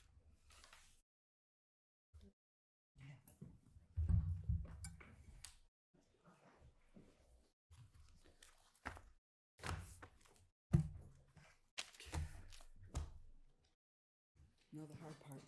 Now the fun begins. Roll up our sleeves. Exactly. Really, now the fun begins. Now we make sausage. Invite Carrie to this. So Carrie, Okay, so let's, Carrie, can you make that bigger, please? Yeah, that just, would just, yeah, I can't see it from here. That's small. Bigger. So all I want to show you here is this section right here. This is how the fiscal 20 tax bill will look. So since the last time I was here, we've had the opportunity to go through and finalize our local receipt projections for fiscal 20. So when I presented to you last time, you saw that in fiscal 19, we received some additional local receipts above what we had expected. So we were able to increase those estimates, and that means that we were able to reduce property tax in fiscal 20. So the increase to the base, which is this section up here. For existing taxpayers, the overall increase will be 3%, which is a little bit less than what we had projected originally. New growth is a 1.35%, so the overall tax increase is 4.34%. So that we're in a better position. So that translates to we have a higher unused levy capacity going into the year. So I'm going to switch to that next. And I hope my voice is going to hold out Me for you. too, me too. We need your voice. So this is the tool that you use to help project what you would like to provide for a tentative guideline. This first line down here is the first column on the left, 4.25%. That is the unused levy capacity. You make it Going- bigger again, please. You've gone to a new tab and it dialed it back down. Sure. Whoa. Oh, I know. There'll be something in the middle there. So again, 4.25% is the unused levy capacity as a dollar amount. That's $4,068,000. I need to go down a little bit. Carrie, I have to interrupt you for a minute. The new growth that helped us with the FY20 tax, what was that new growth? In other words, I'm trying to understand, is that something we can count on going forward? Was that one spike?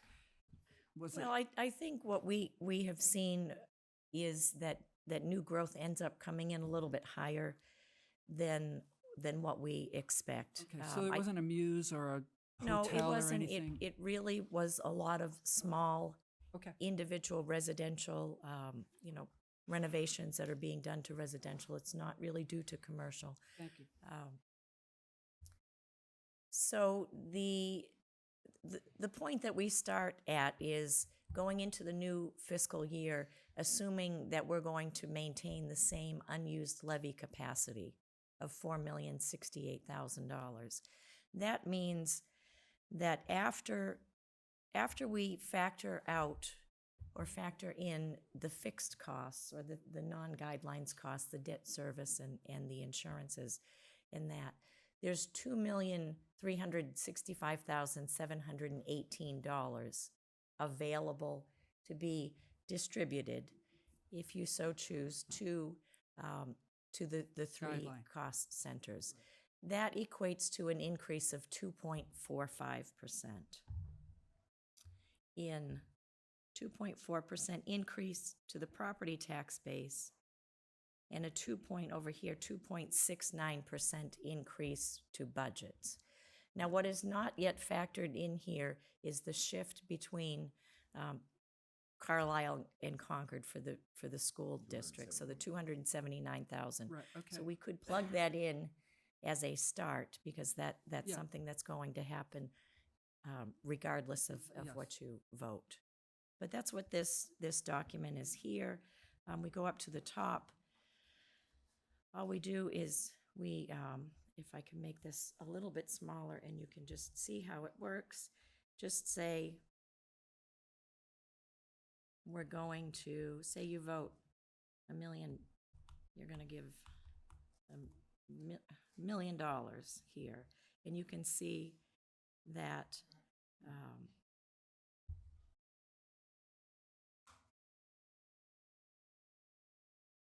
let's see.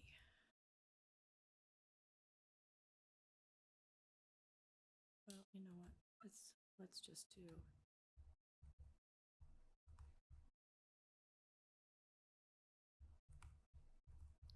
Okay, so you're gonna do $3 million. So that, it would be nice if it just popped up down here what that was.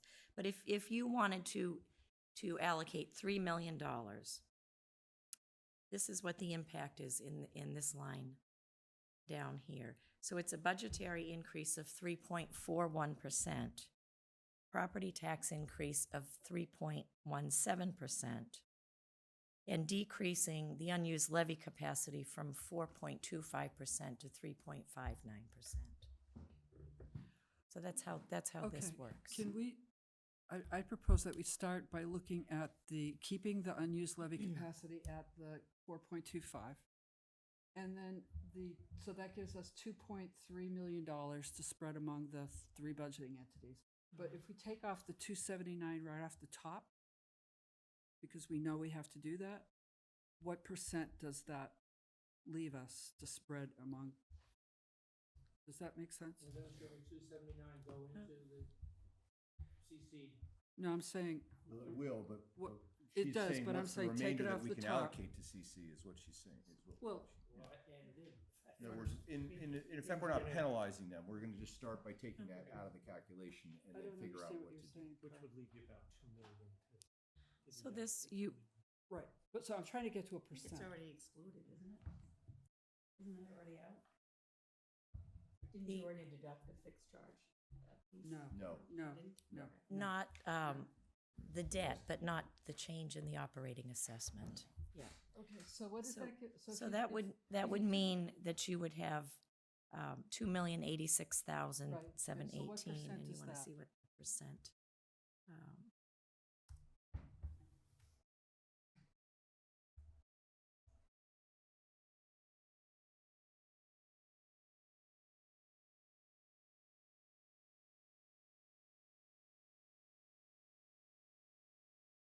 So that's 2.37%.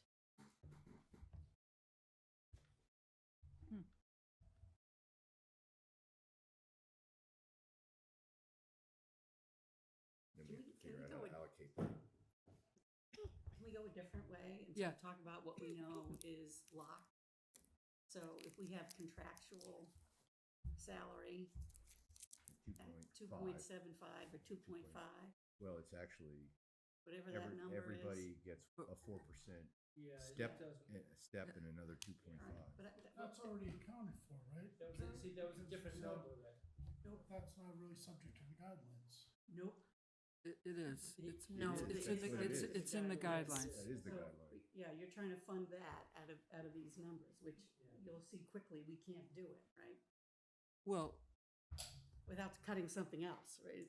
without, we can Yeah. still have a guideline, You and can they still would have a to cut guideline, something. But I'm just saying, if you're committed to, if we have committed costs, unless something gets cut, we know what the increase is gonna be, We don't right? pay So for that's the what I'm trying to streets. figure out, what's the contractually committed But I cost? would argue that maybe those committed costs are, we say, you've got this committed cost, so you've got to find a way, Yes, you right? can, you can, that's all I'm trying to Right. figure out, what's the hard number? Okay. And then how much are you asking people to take off from that? Because some Okay. of it, we know is gonna go up, that's all I'm trying to figure out. So I think what you're saying is that, let's say 80% of the school's budgets are going to go up by 2.5? Something This is similar. that, Everybody- this is rough, I'm doing it rough. Yeah, but everybody accelerates by a step, What? right, Peter? So if we say, you wanna say 3, so we could say 3. but- I think it's 4. Well, I think yeah, I asked that as far as what we thought the year-over-year Actual increase, will be. yeah, in the salary. Step and lanes. Yeah. It's right around 4 or 5%. That's what it's been.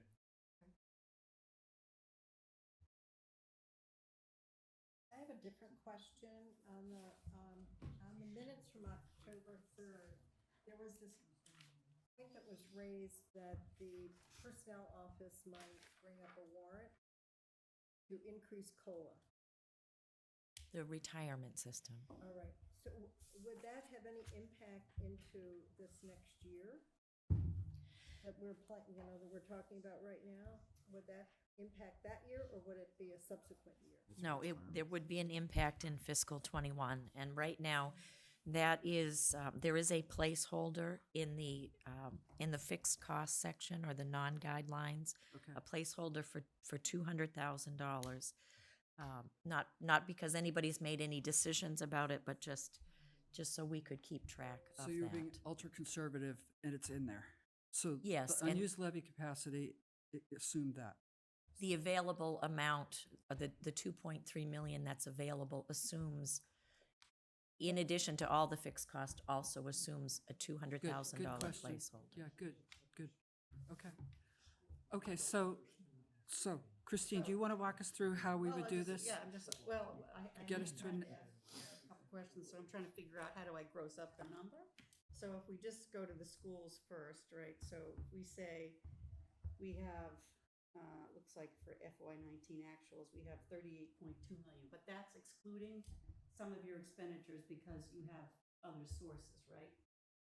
So how much do I have to add on? It's like 2 to 3 million for sped. Where else do you have labor spending that I need to gross that up for?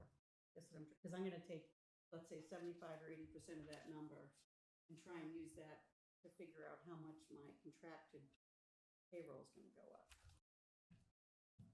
I don't want to give you, we're still developing for 21. I really haven't even shared. Right, it well, maybe we'll just do it. I don't want to give wrong So why don't we just use the 38 million? So there's 38.2, which is the total spending for CPS. Yep.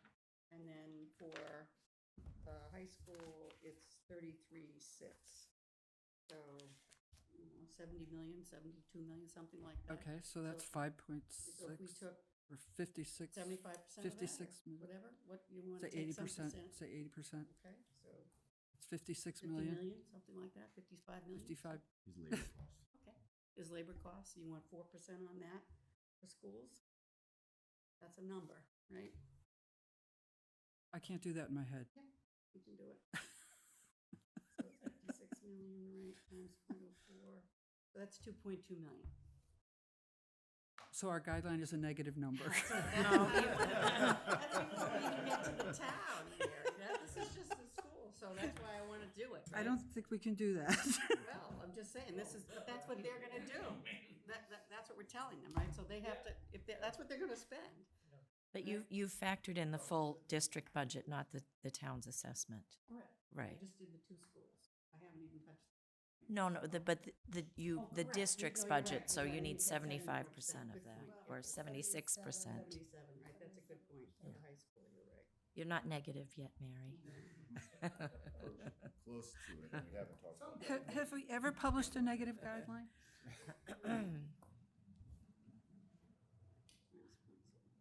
So it's like really 25.2 for us, and for the high school plus 38.2. So it's 63.4 times 80% is 50.7 times 0.04, 2.02. So it's $2 million, let's say. 0.086 is all we have left in the net. Was that leave? That's before the town. So we have a $40,000 $40,000, But that's what, well, unless something else gives, that's why. right, that's why, exactly. right? Or we get more revenue or Yeah, something. Something happens, right? So last year, what was the gross amount that we allowed in the guideline? The dollars, not the percent. I can bring that spreadsheet up. I think it was 1.8.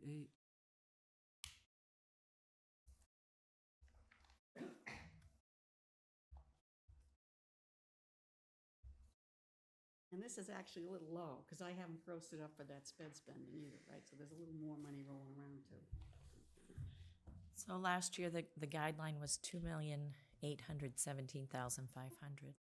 So that And was, so when we did that last year, what was the reserve? The unused levy capacity was 4.5. So that's what we started And where did we end with up with that? the, guideline? this is the final. yeah, what the This number is- was, I don't remember what the percentage was. The final, 3.14 or something, was it? I forget. the final guideline, the change to the property tax was, at the time that you voted, estimated at 3.58%. And the guideline percent was? 3.45% overall. Okay. Can I ask you just a couple of questions and go back to these numbers up here? This is last year. You want Okay. this year? This year? Yeah.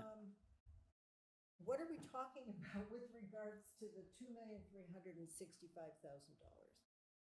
So that is the amount of new revenue that is available to be allocated, keeping the unused levy capacity at the same level that it is when we set the tax rate for To say this it in year. a different way, Dee, it would be if we treat Prop 2.5 at the max, we go to 2.5 and we don't dig into whatever we have in the bank. So we just bring the taxes up 2.5%.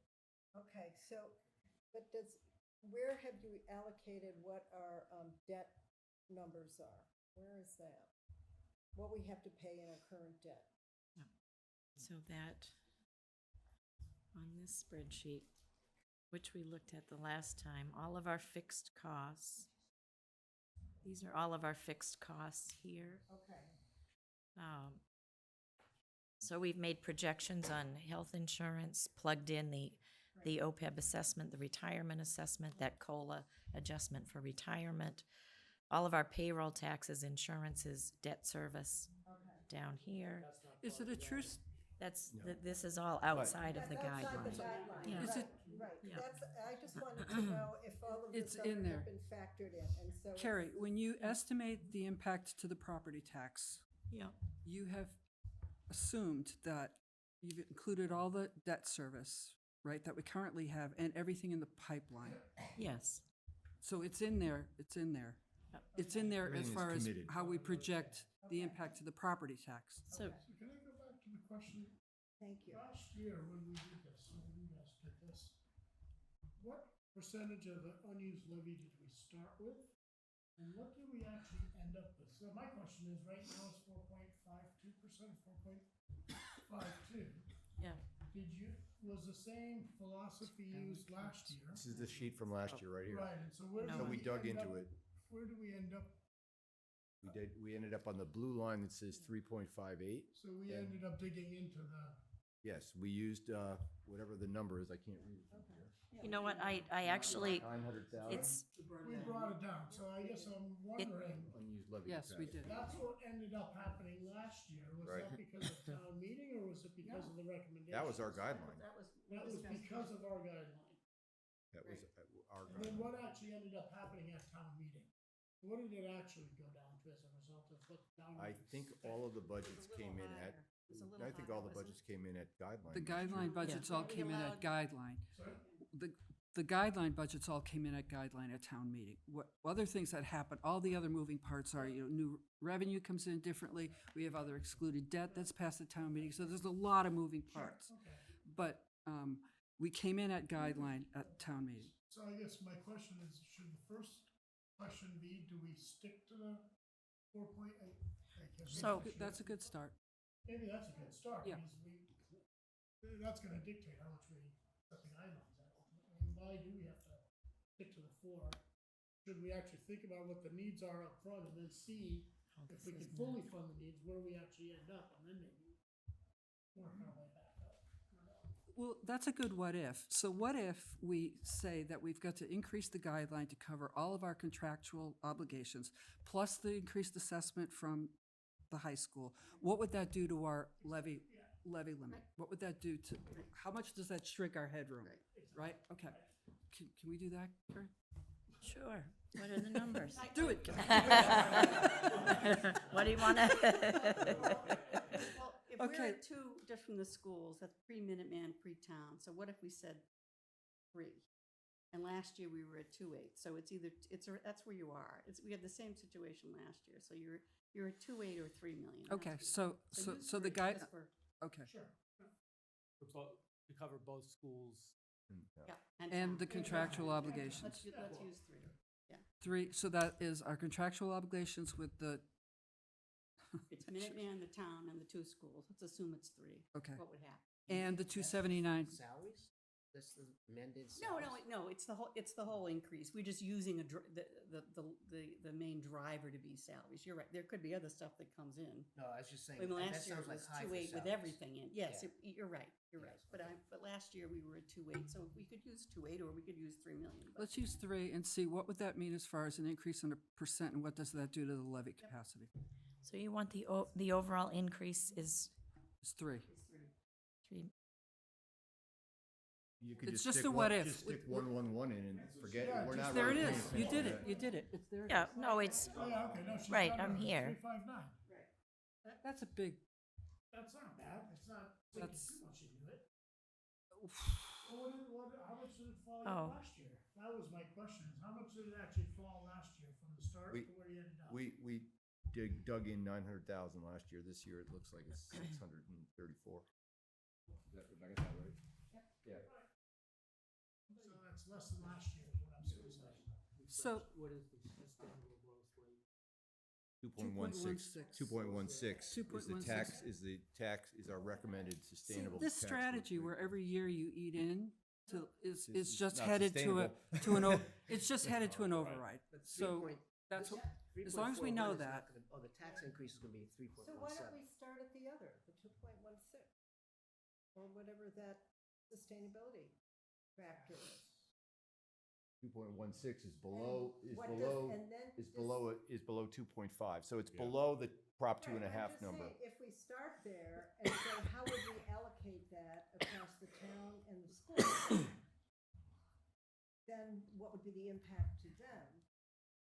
I mean, if we're actually gonna have a hearing on sustainability, growth. we actually should be looking at what happens if we plan for that. If we plan for that, we will actually develop more levy capacity, right? Yeah, we will. But Because there will be unused levy capacity because we are below 2.5. Right. But we know that if we keep on going at whatever the rates were, that within like some of those projections were showing 5 years. That's right. And would be eating up with. Yep.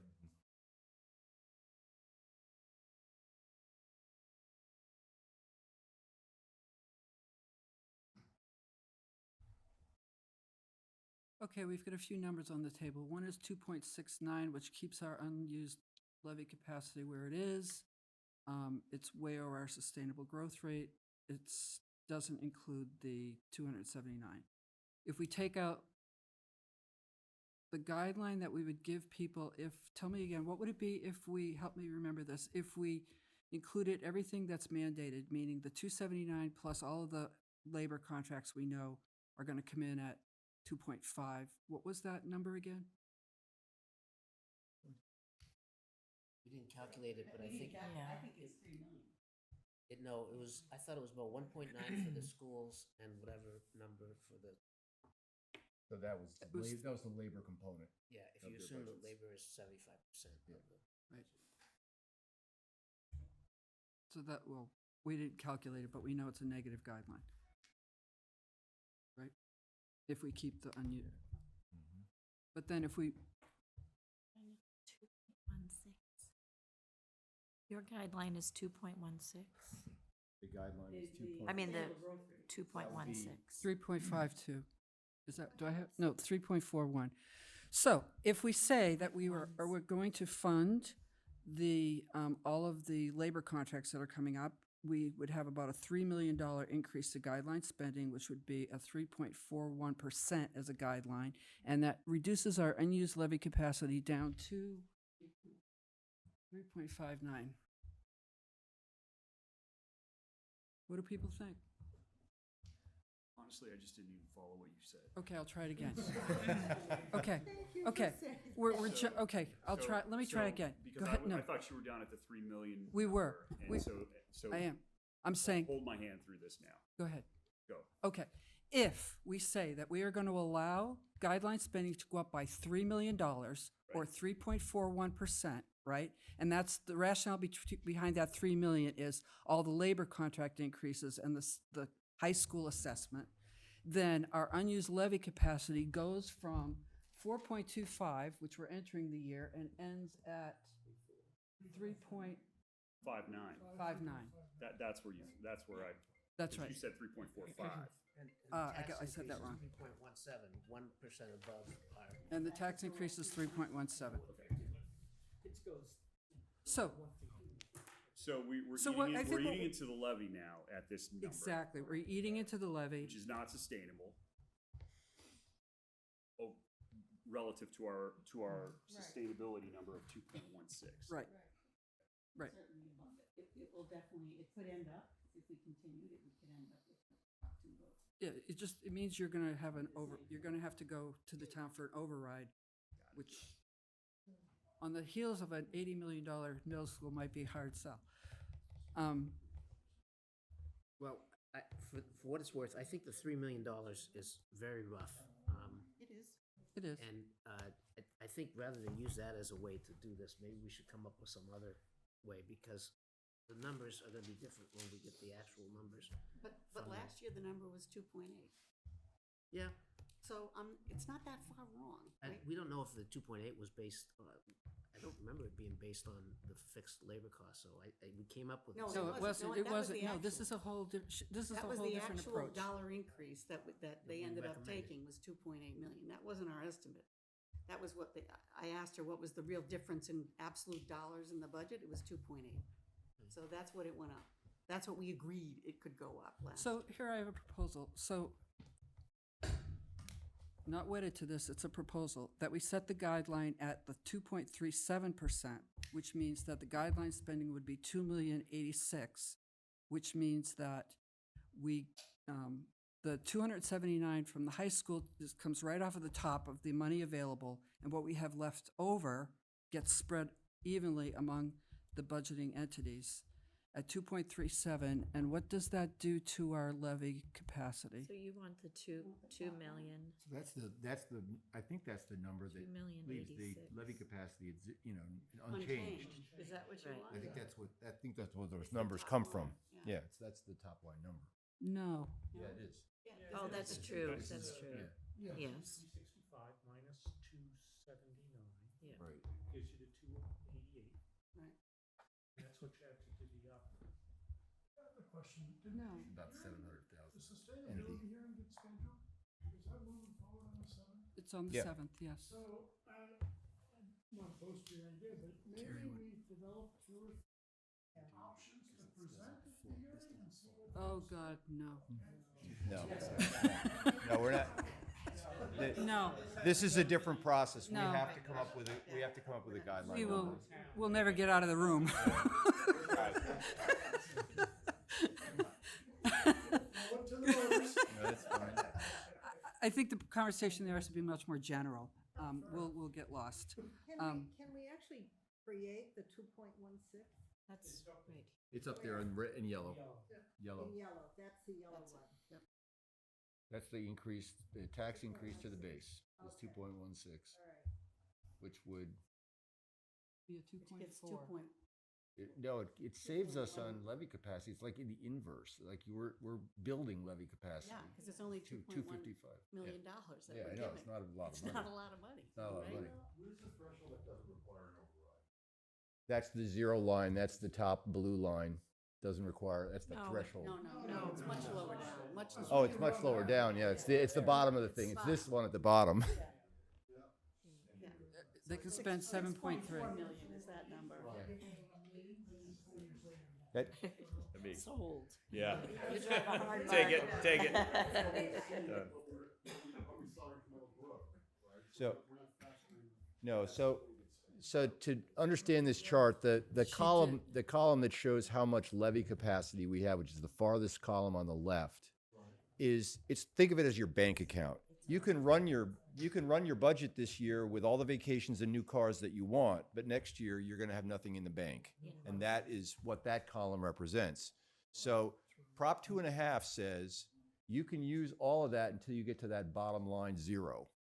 And you still haven't violated the Prop 2.5 We've law. maximized our taxing authority. Yeah. At that level. But next Beyond year, that, we have to go next to year, the, we're gonna have real difficulty meeting Prop 2.5 without a, What's that? That's if you use it all. If you use it all up. Use up any. So that was what Wade asked. He says, what's the just- limit yeah, of the law? And the limit is huge. We The could go limit is we crazy, could 'cause spend we have a good 6.4 bank million. balance. We have a We could nice spend big six balance. point 4 million. We're not gonna But- do that. You would not want to be on the finance committee the following year. I don't recall a year in which I've been on the committee in which we've actually built any levy capacity. Every year I've been on the committee, we have consumed levy capacity. Yeah. Okay, so let's go back to, we I don't know stay where with this our, balance let's, came let's from, talk but it's through, wonderful to let's have it. talk through, we stay with our 2.16. Was that- that what where it does came that do from? I again? don't know where it came from. We stay with our 2.16, just talk it through. I just don't, we stay with our 2.16, we build levy capacity, we have a 2.4% guideline, we have 2.1 million to allocate among.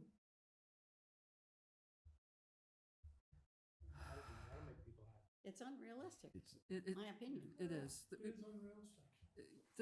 They can't, we can't expect people to do that. Well, unless they're gonna cut somewhere else, right? You're gonna have to cut services to get to that number. right? Exactly. And they're not gonna do that. And that's mostly because we are looking at a brick of labor costs that are an immovable object. Which is, Is that? We are every year. it Well, that's the seems. point of that's the point of the Right, sustainable right, rate, is that right. we're trying to be advisory, Right. that's not sustainable.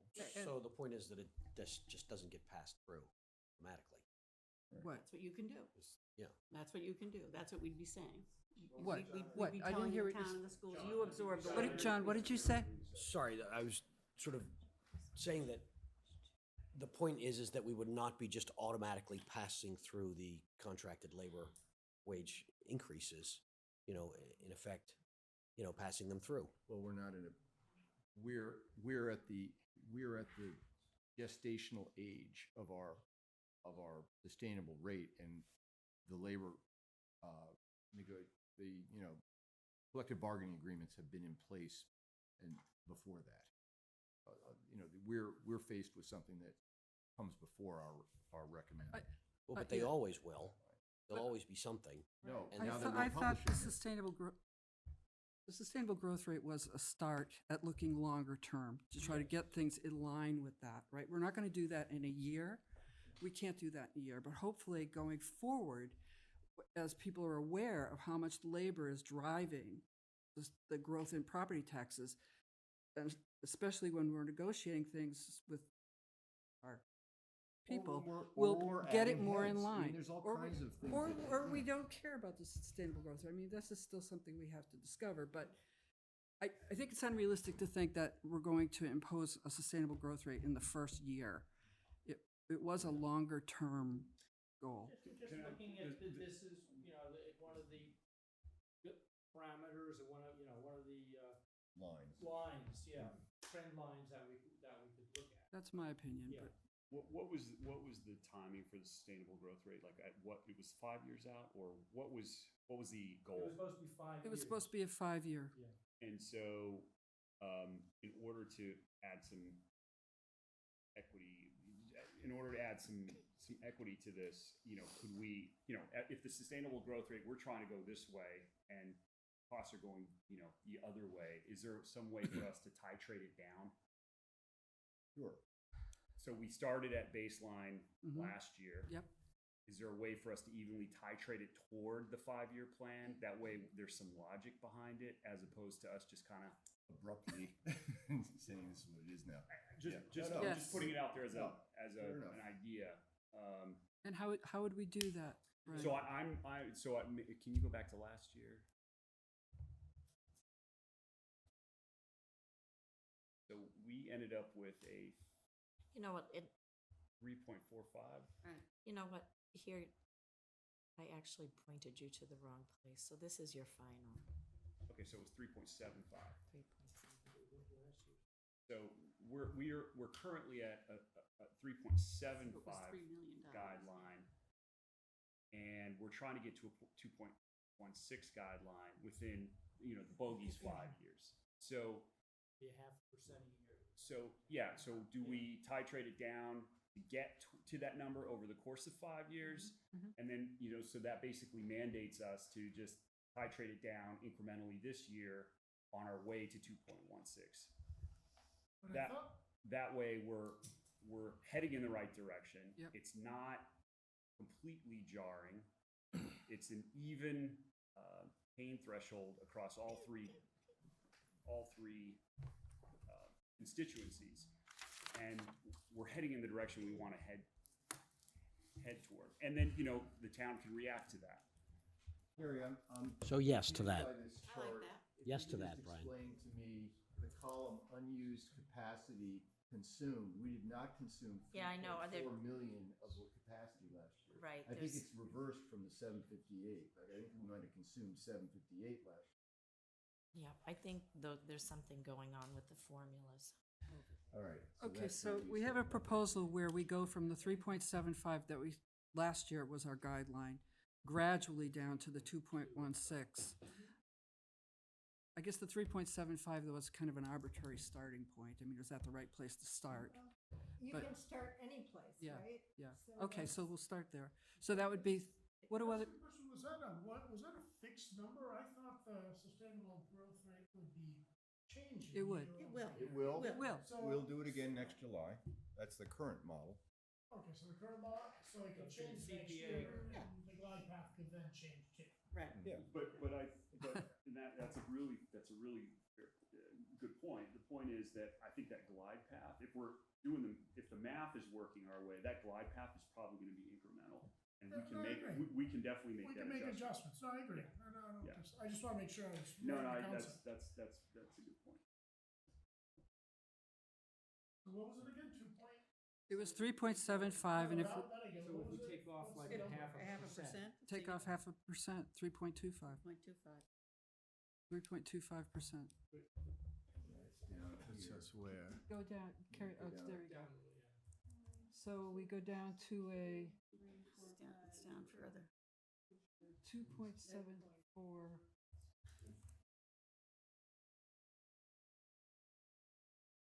There you go. 3.25 over here.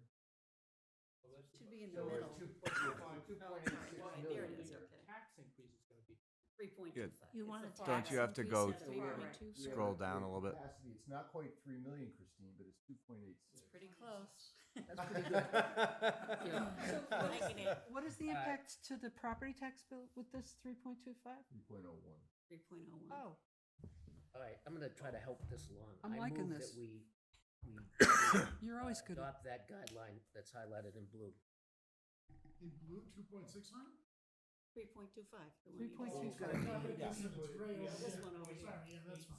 It's gray over there. I second that, Phil. I second that. I second that. Motion on the table. We have a motion. You We have have a a second. motion to adopt the 3.25. Okay, Under discussion? discussion. I support that, I'll second that, but under discussion? Yes. I think if we're going to establish this and we want to. Harsher. Dee has the floor. If we want to establish this 3.25 and we want to tie it to what we think is the sustainable growth rate of 2.16, then I think we need to have more verbiage than just, it's going to be 3.25. I think we have to articulate that part of the reasoning that we are looking at 3.25 is because last year it was this amount and we're trying I to agree. drive down in the next I agree. 3 to 4 years. Exactly. down to 2.16. Exactly. And that number might change on an annual basis, that percentage might change on an annual basis based on what, Economic conditions, Yeah. you know. Okay. BD, this meeting discussion is the legislative history for that number. So if somebody wanted to go look at why we got to that number, they could just see why we just articulated that. I don't think we have to include it in a motion. I don't think we have to have it No. necessarily in the motion, but I think that that's part of the basis. At our hearing, we have At to our be able hearing, to I describe think it's what's a going on. It message has to be a to put out. justification for this number. Brian suggested methodology. I'm going to articulate what the methodology is. And take that delta, which is the 1.59, Right. and then decide what time frame we want to achieve that in. Good idea. That could be 5 years, 4 years, and then take that percentage. Yeah, and it's a, I- roll- it's I a think rolling we- five, it's a rolling 5-year number because we're constantly Right, calibrating. but I think we already have done year one. This feels like a three-year We'll never get there. three-year thing. Okay. Because this is 0.5%, and you do that for 3 years, you're almost there. But there's some structure and logic to that Right. we can go to the town with, and, Right. you know, they'll be able to digest that.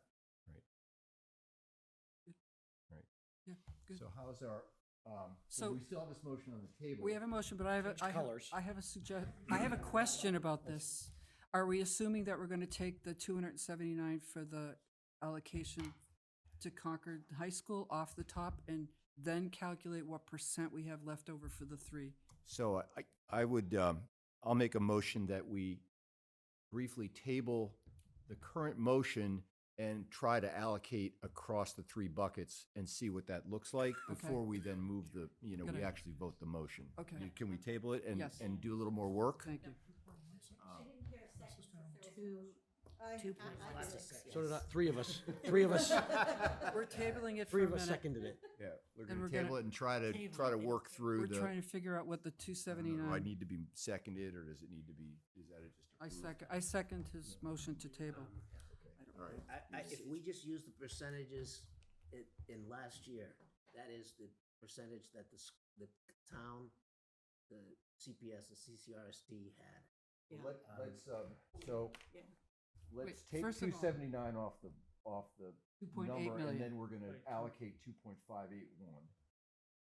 So that's 2.93%. Do I have that? That's okay. I don't know that we need the percent of it as much as we just need the raw numbers. So what we just did is I said that if we go with the 3.25, which Phil has moved, and we take the 279 right off the top of that, how much is left to spread among the three budgeting? And that would be 2,581. Just out of curiosity, which is 2.93%. So do we want to, is Now that? we have to allocate that across. Yeah, but it's 2 point, the percent is the Stephen percent. Crane said he told his people 2.5%. Right, so give the town 2.5%. Okay. That's fine. I like Yeah. that. That's fine. Yeah, That's good that's with fine. me. I like that. That's what he requested, right? Yep. So we have a motion. I'm going to make a motion. I'm going to Well, what- amend. No? Well, we're just trying to get Oh, we're these just numbers, we're trying to get the numbers in the three buckets. Oh, Not there okay. yet. So, there. Carrie, CPS? So 7.7, that's, last year it was basically 2-1 between CPS and CCRSD, 2.8 left. right? That's the whole budget. No, I mean, we have,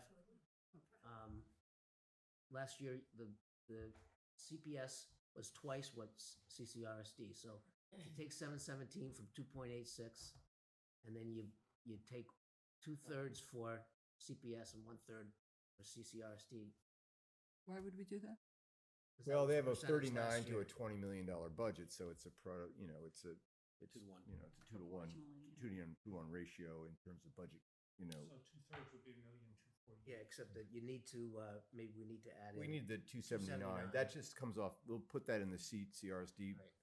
bucket as an added number. Okay, so what we're doing now is we're down to 2.581, 2,581,000 among the three, and then we're going to take out, 2.5% of the town's Town, budget to right. give them what they asked for. so that's, how much is that? 717. 717. Right, and so we're down to 1,000,008 for the schools. right? Yeah, but I came out with 2/3 of giving up school stuff, 2/3 of money.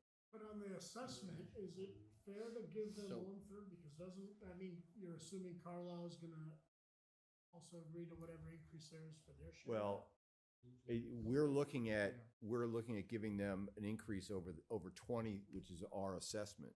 So we're increasing against our own, we're increasing our assessment by an assessment amount. I don't know. Assuming Carlisle's gonna do their match. Yeah, well, yeah. Yes. Okay, so we have 1,863 left for the schools, and By the how- way, Carlisle's in a really wonderful position because they're 279 to the good on Right. their Right. balance. Yeah. So they're going to go, oh, good. So the numbers work out 1.2 for CPS, And add, Correct, And 1.24. yeah, And the other number is 600 0.894. plus 279. Basically 900 for CCRSD. Right. Can we? 600 plus 279, right. Carrie's catching up. Do you do one-third, two-thirds? Yeah, full yeah. budget, but other So than that. this is times, It's just 2 to 1. 1.24, and the other one is going to be, if you add 279 Right. plus 1/3. it's 2 times that. Be about 900. No. So it should be about 900. Yeah, you add 279 And to add that. two- Add 279 to 621. it. Yeah, right, Yep. right, now I got you. Good. Didn't we talk about 3.5, not 3.25, to bring it down from, what, 3.75? No, I misheard that. 0.5% a year. Yes, and Half then of Which gets us in 3 years, Yeah, then down, not 5. right. Yeah. Okay. I thought we were talking about doing it over 5 years. Well, it's a 5-year planning rate, but we're trying to get them onto the rate within 3 years, I think is the thinking here. That's kind of how I understood it. I thought it was a 5-year rolling average. It's a 5-year rolling average, which will never get in the 5-year window. There it is. Okay, so the guideline percent for the town is 2.5%. CPS is 3.15, CCRSD is 4.5, and that includes the 279 increase in the assessment. Do I have a motion? Do we Yeah, we can return, we can return bring to that other Phil's- motion off the table. Yep. Because it's still, we're still working the same base number that was proposed. So why don't we just modify the motion to be the green line as allocated in, under the column that says FY21, FY21 guideline.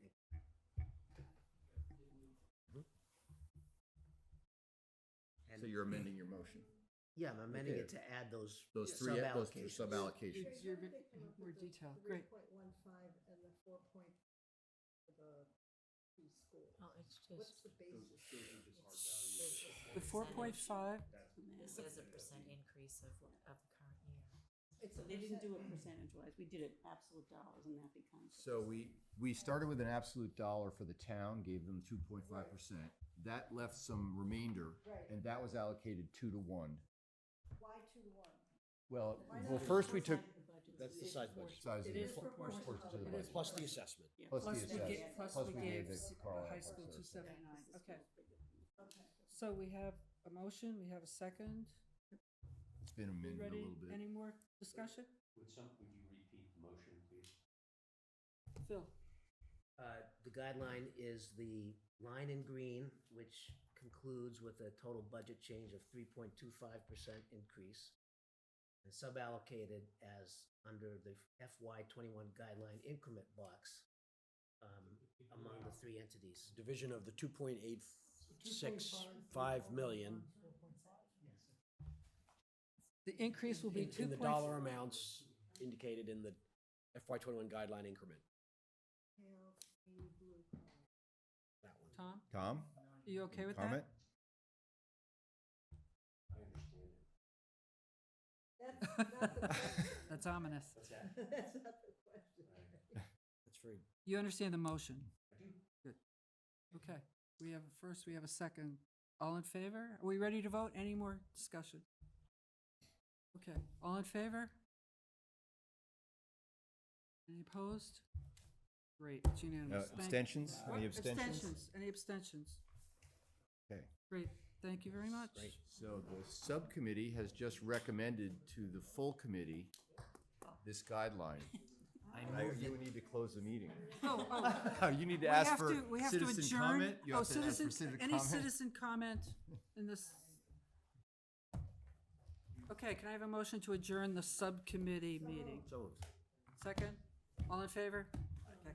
All right, now Thank I'd like to rapidly convene a meeting of the full committee.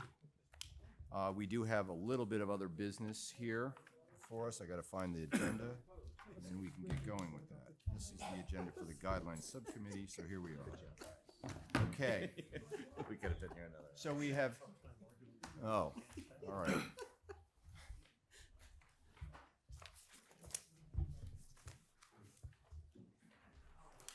We will try, given that the hour is late, we will try to be as quick as we can with this. We do have some minutes to approve for, by the way, I'm opening the meeting of the Finance Committee, and we are being recorded as we have been.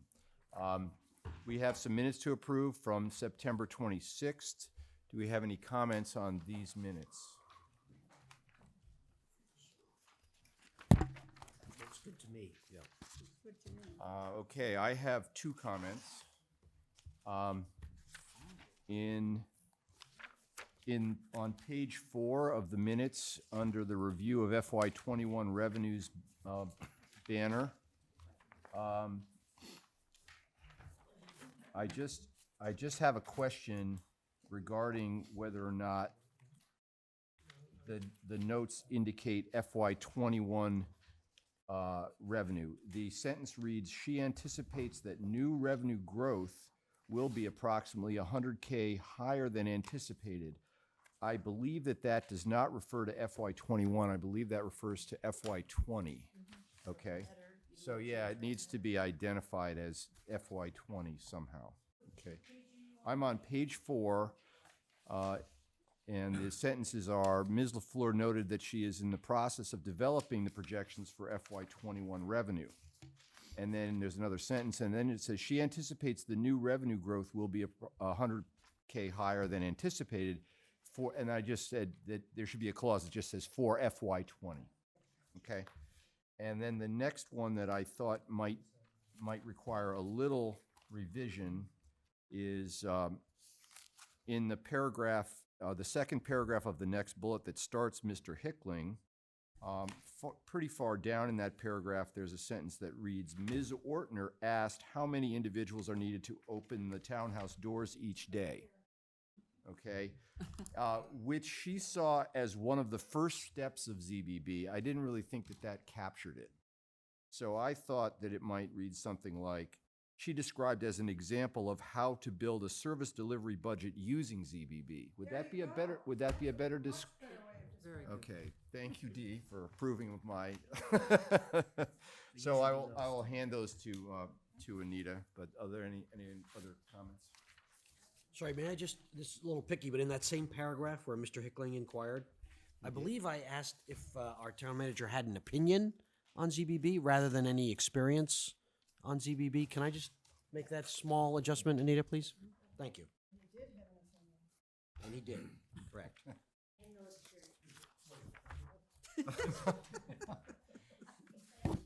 Okay. Can I have a motion on these minutes as amended? So moved. Second? Second. All in favor? Aye. Aye. Okay. Give those to Anita. Okay. And now we have our important vote, which is that we need to vote the tentative guideline in a formal process at the full committee level. So I move that the Finance Committee adopt the guideline that was approved by the Finance Subcommittee.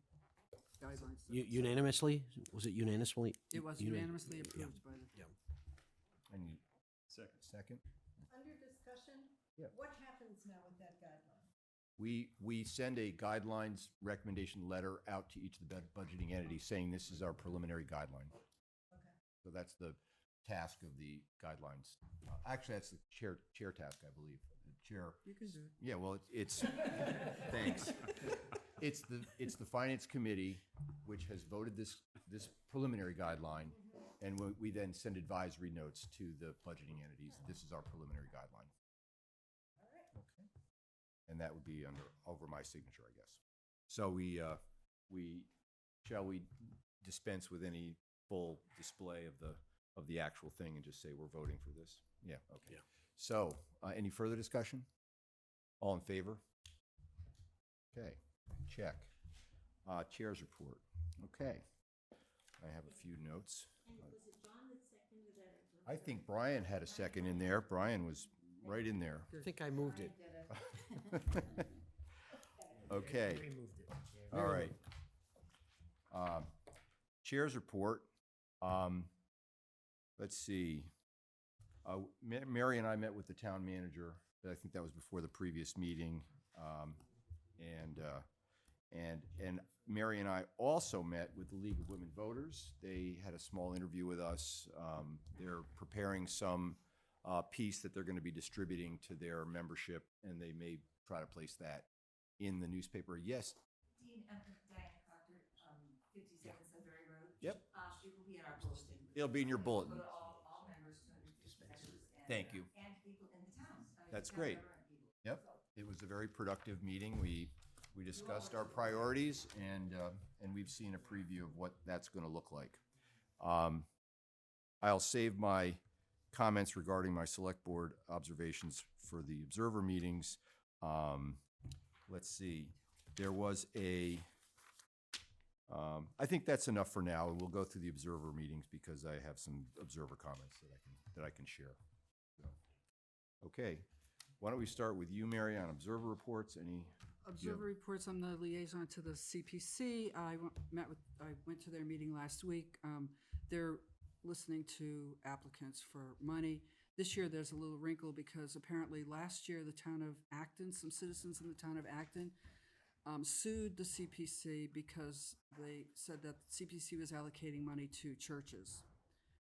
So this year, the CPC is being extra careful about, reviewing requests from churches. Right now, they have 2 in front of them. And they're also, one of the implications might be that they reserve some money for legal expenses. So this is to be continued. I think there was a Supreme Court, Supreme Judicial Court? Judicial Court and that gave them 3 questions that they need to answer or something.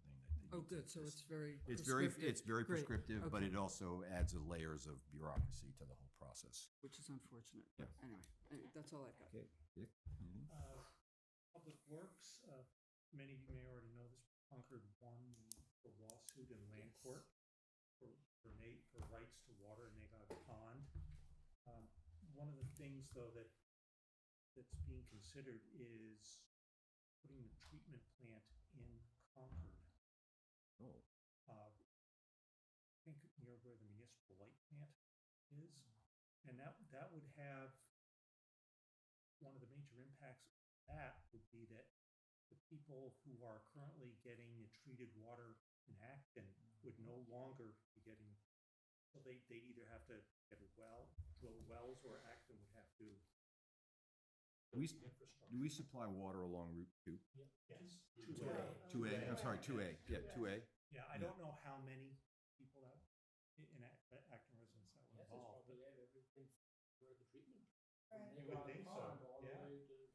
And it's expanding that area. Yeah. Yes. Yeah. Boy, but they're sorry. Well, we can cut them a deal, and maybe we can get some water over at the bus depot. Yeah. So that's one of 2 factors that should impact the forward-looking estimate of litigation costs for the town. Yeah. Yeah. Okay. All right. Yes. Carl? Nothing from the Board of Health financially wise. As for the fire department, I did meet with the fire chief, I think 2 weeks ago or so.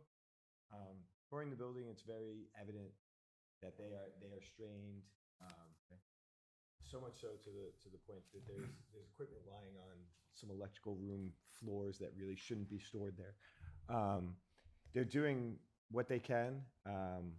When I was there, they were actually going for another fire truck they were looking at doing. They were combining their brush truck with another, I forget exactly which one. So they're going from 2 vehicles that they're currently maintaining down to 1. So that was interesting. So we just had a good discussion about that and certain other topics. Not much. And again, the new public safety building is high on the list. It's high on the list, and I asked for where they would, what they want to see in it, and a lot of their challenges right now when they bring firefighters all together for meetings. There's nowhere to park over there. I live over in that area, and I always thought when they park on that street, it's actually residents or visitors going into the surrounding town and stuff.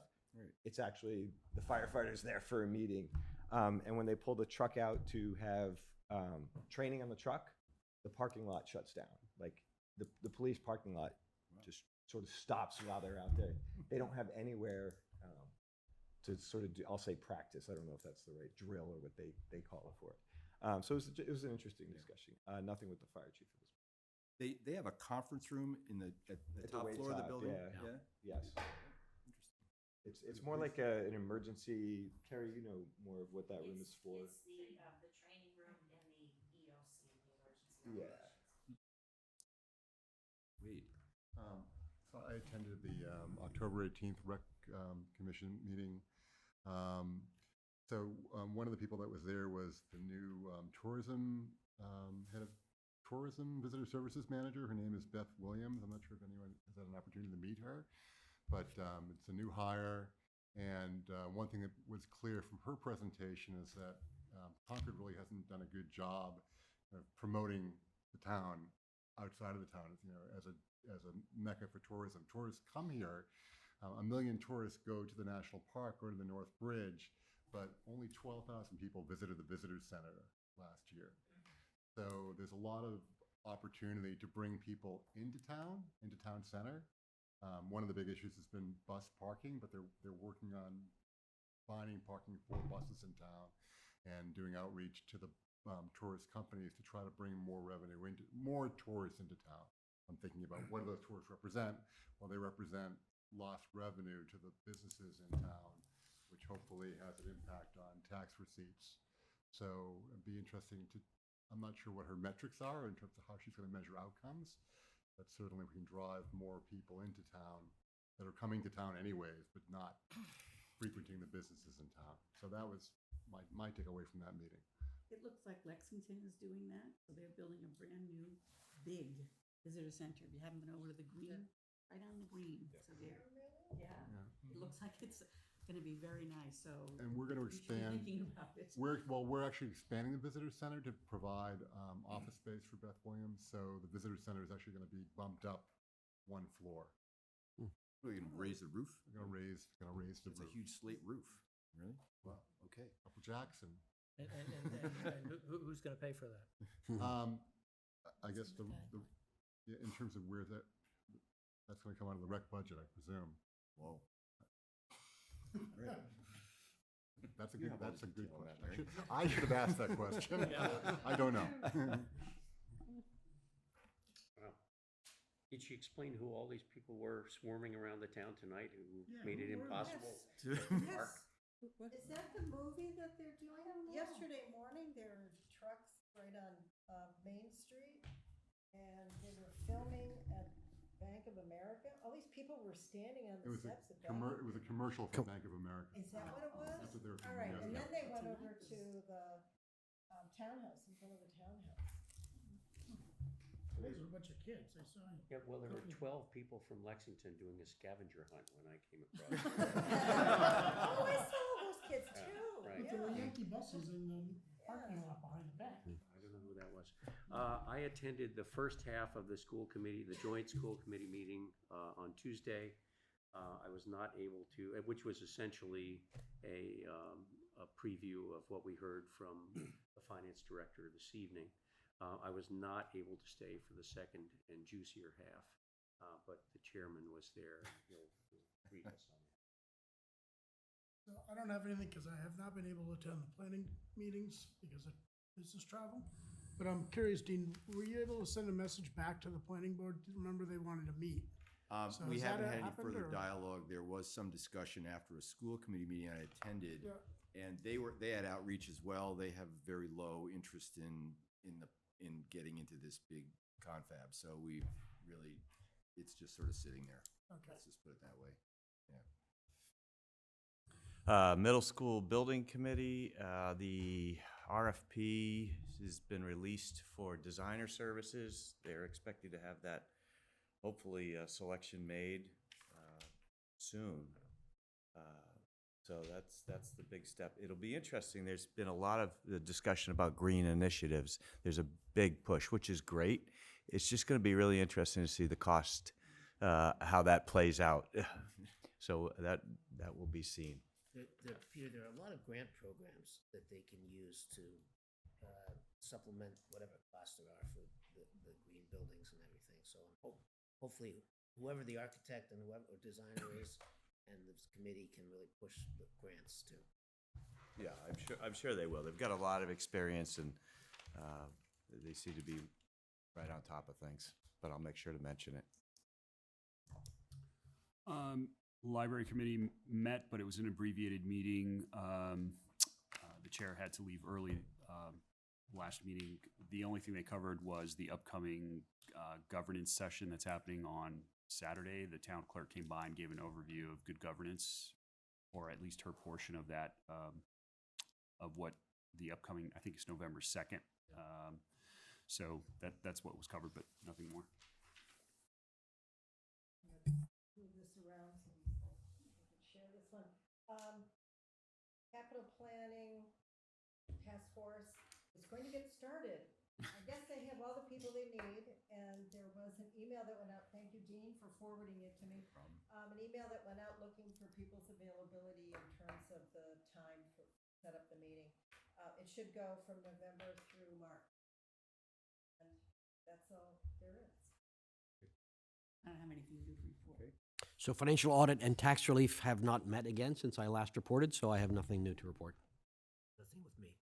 All right, I have a few things. Select board meeting. Now, the NAGOG, they had notes on the NAGOG pond settlement, which is good.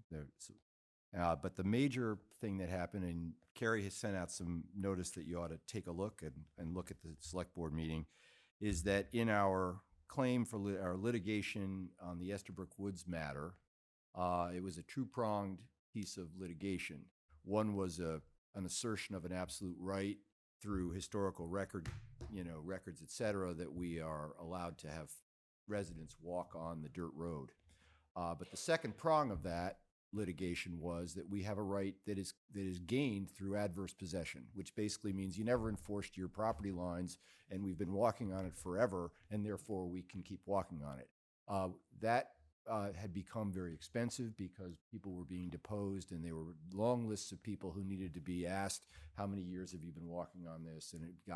And so the town has decided not to pursue that prong of the litigation. In the event that our absolute right claim through historical record keeping fails, then there we are. So in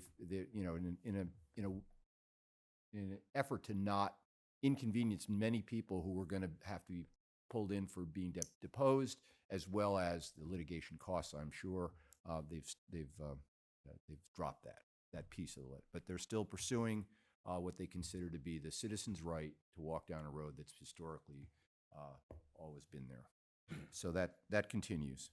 What else do I have? Let's see. I was invited to a middle school finance subcommittee meeting this morning.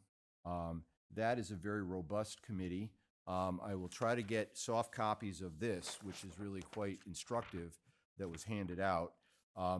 Their owner's project manager has produced a benchmark of, if this is what it would cost to build a Concord middle school, this is what it cost in Scituate, in Beverly, in 10 other towns since 2015.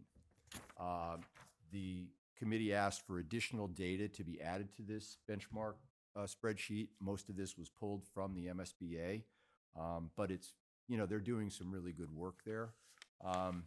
So I was just asked to come and describe our efforts to advocate for a set-aside fund so that we can mitigate the tax burden going forward.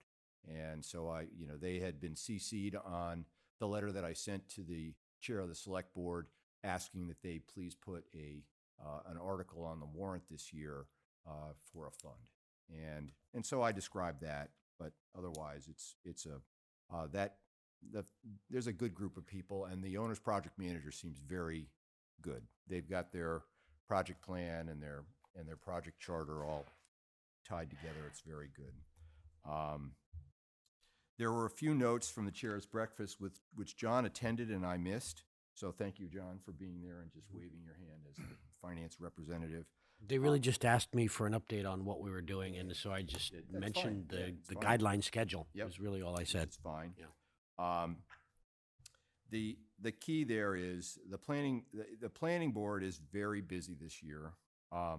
They're looking at not only their what we'll call their additional housing options, which is 2 families in certain areas and accessory apartments by right.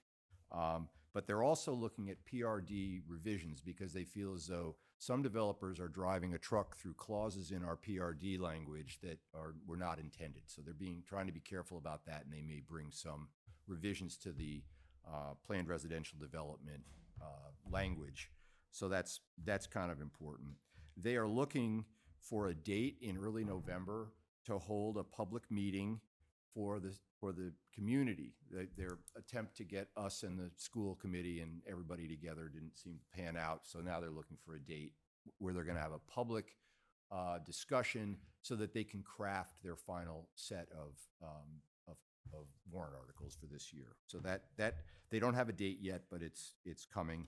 And of note, our appointing authority, Carmen Reese, the moderator, just asked that the middle school building committee, as they go forward, please, please, please develop a place where the town might be able to hold town meeting because the high school is not really working. She has to rent huge numbers of chairs. People complain that we have a lovely auditorium with cushions, and then they sit on these, plasticky chairs, and they're so she's looking to have that be a more, developed community space that might be able to contain a town meeting. So that's a request from the moderator, and that's my report. So, okay. November 7th? You want to talk about November 7th? Oh, November 7th is coming. Mary and I have crafted a statement to put in the journal. It'll be submitted the next day or so, and should show up the Friday, and then the week after that will be the hearing. So I'm starting to develop materials to present for that hearing, and that's what I'm about. So that'll be, yeah. Oh, okay, all right. Are we going to do any outreach to sort of community groups like COAs, or I'm thinking of to sort of make sure people come? I asked to be on the People will COA help. calendar, Yeah. and it's space, it depends on how much space they have, so they didn't make a commitment, but, yeah. But I'm hoping. And then, as Dean mentioned, we're on the League of Women Voters. The league's bulletin will come out after our hearing, so Oh, that's you're going to right. be a That's not follow-up. gonna Is be- that correct? Yep. Oh, yes, go ahead. Yes. It will come up, I mean, it will be in the bulletin, but that is, you're right, it's going to occur afterwards. Right. But we are going to advertise it on Monday News and send out a special blast. Okay, thank you. For everybody, all members to know that it's coming up, both before it and on the day of, just to remind people. Thank you. So we'll hit that one pretty hard. Thanks, Diane. Where is it going to be held?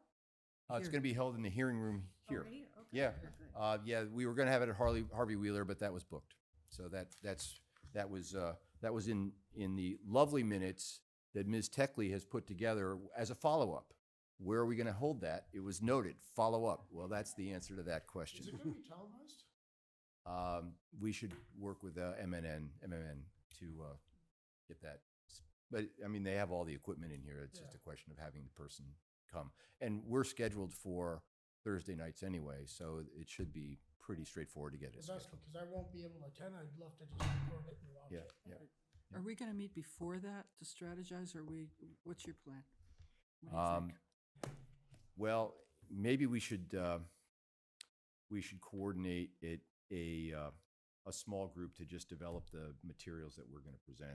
I don't know that we can do that necessarily in a larger context. Anybody would like to volunteer? Are you going to have any slides or charts or anything? Well, I'm hopeful that I can pull together some sort of graphical displays that will help people understand, where we've been and what we're trying to accomplish with this thing. So Christine, you're interested in just getting together? Yeah, Parsha, love to have the help. So, you have to, more than 3 people, do you have? I will, we can, in an administrative manner, we can coordinate, and then we can come up with something if we need to put out a public notice and make it a public meeting. So I think you're allowed to have administrative, emails. So we can coordinate. And then if we want to get together somewhere, we can make it a public meeting. So if people need to know, because we don't want to, we're not trying to hide anything. We're just trying to prepare a presentation. Yeah. Make sure that we're Do- technically. Compliant. Yep, fair enough. Fair enough. Okay. Same for you guys to get stormed, Oh, yeah. Be in a skiff and. Okay. Okay. Bring yourself up. Wait, Finance Andrea has a- Director, do you have a report at this late hour? No? Andrea has a Okay. question. All right. Andrea has a question. What is our agenda next week? We don't have an agenda next week, I don't think. No, we don't have a. No, we don't have a meeting next week. The 7th is a no. Halloween? No, we don't have a meeting on Halloween. You're gonna wear a costume. Yeah, exactly. No, no, there's no meeting, and then the following week, there's also no meeting. There's our public hearing. But I have a question. Is there any way we could do you think we could advertise the sustainable growth rate hearing to the Chamber of Commerce, or is there something you can help us get the word out through to the business community? Yeah, I'll contact Jane and see, because there's, can go on the website, there's little emails that go out to everybody. That would be regularly. great. That would be good. So, Can the town do something also? Does Yeah, the town there's- manager's report? maybe? there are ways to get yourself high visibility on the town's website. We can look into that and see what we can do. Get one of the marquees out on the road. Don't go on Cambridge Turnpike, but do go to this hearing, Any comments from the public? No? Okay. Can I get a motion to So adjourn? moved. All in favor? Stand up. All right. Andrea, Thank you. anything